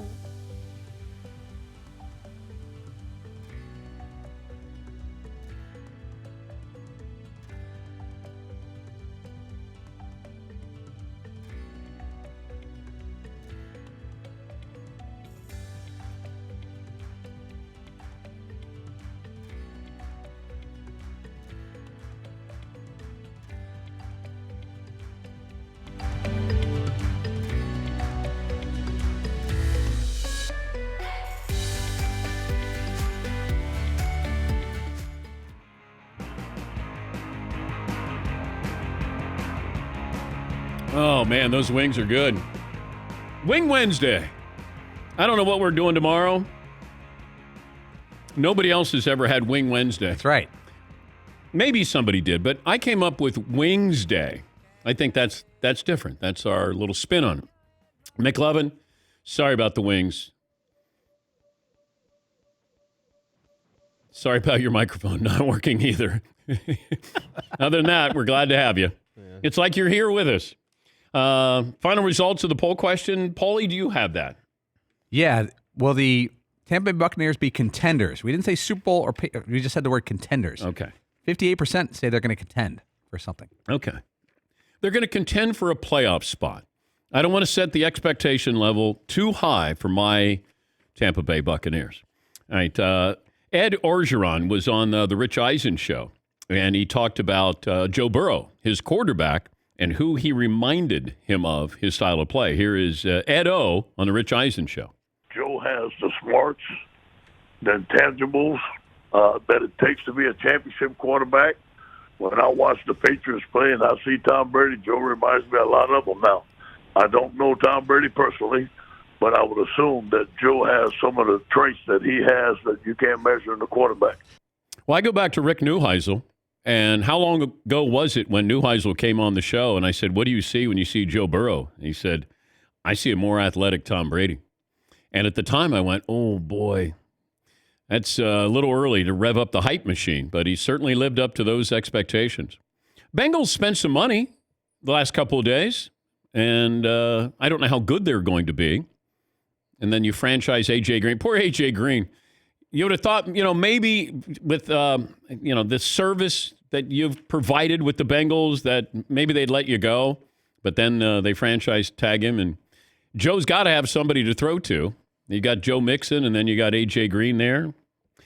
I also like the mayor of Buffalo, Byron Brown. He's my new favorite politician. He had this to say to the Buffalo Bills fans on the news that Tom Brady's not coming back to New England. For those of you that want to celebrate Tom Brady leaving the New England Patriots and hopefully leaving the AFC East, there are no mass gatherings. Celebrate responsibly, celebrate at home, and with less than 10 people. That's just practicing safe celebration right there. That's great. I love that. That's so much fun. That's something like the Patriots are like 25-3 against Buffalo since 2006. That is just misery. It's just a fluke that they have their number. They won 25 of 28. Did we track down the Walmart commercial that we did? Yes, this is from about 5 years ago. It ran once on NBC during Thursday Night Football. Dude, stressed? Yeah, a little. Gift-giving season. I need some help. Come on, DP, that's easy. Easy? Okay. Where would I find a 12-foot enclosed round trampoline? Walmart. All right, but where do I get A it? Dell gaming laptop? Walmart. All right, nice. But how about a Star Wars Millennium Falcon? Walmart? Okay, smart guys. I'm thinking of a cozy yet festive garment. Like an elf-themed adult sleep onesie? Walmart has it. And free shipping to the store plus new deals daily. How about a mug that says Dan Patrick's #1? Got it. When did you guys get so competent? And can we buy this stuff right now? A, we've got a lot of free time. And 2, Walmart Cyber Week starts tonight. There you go, bud. Now you can focus on the things that really matter. My hair? That was good. That was not what the commercial was when it was presented to us. That's for sure. Yeah. It was like, can we take this apart? Can we disassemble and then assemble it? We re-scripted that. We freshened it up, as we like to say in Hollywood. We freshened up that script. Yeah, Walmart. So brutal. Oh, you're a good one. Hamming it up. You're a good one. Todd, what'd you learn on the program? I learned you think the Bucs have a better shot at reaching the Super Bowl than the New England Patriots. What did you learn, Paulie? Frederick Arthur, Lord Stanley Preston, bought the trophy presented to the hockey champion of Canada in 1892. It became the Stanley Cup, Lord Stanley. Seton, what did you learn? Paul Papp's Wing Wednesday might be one and done. Dan Patrick Show brought to you by LegalZoom. Their network of independent attorneys can answer questions and provide legal advice. Go to LegalZoom.com. Thanks for joining us.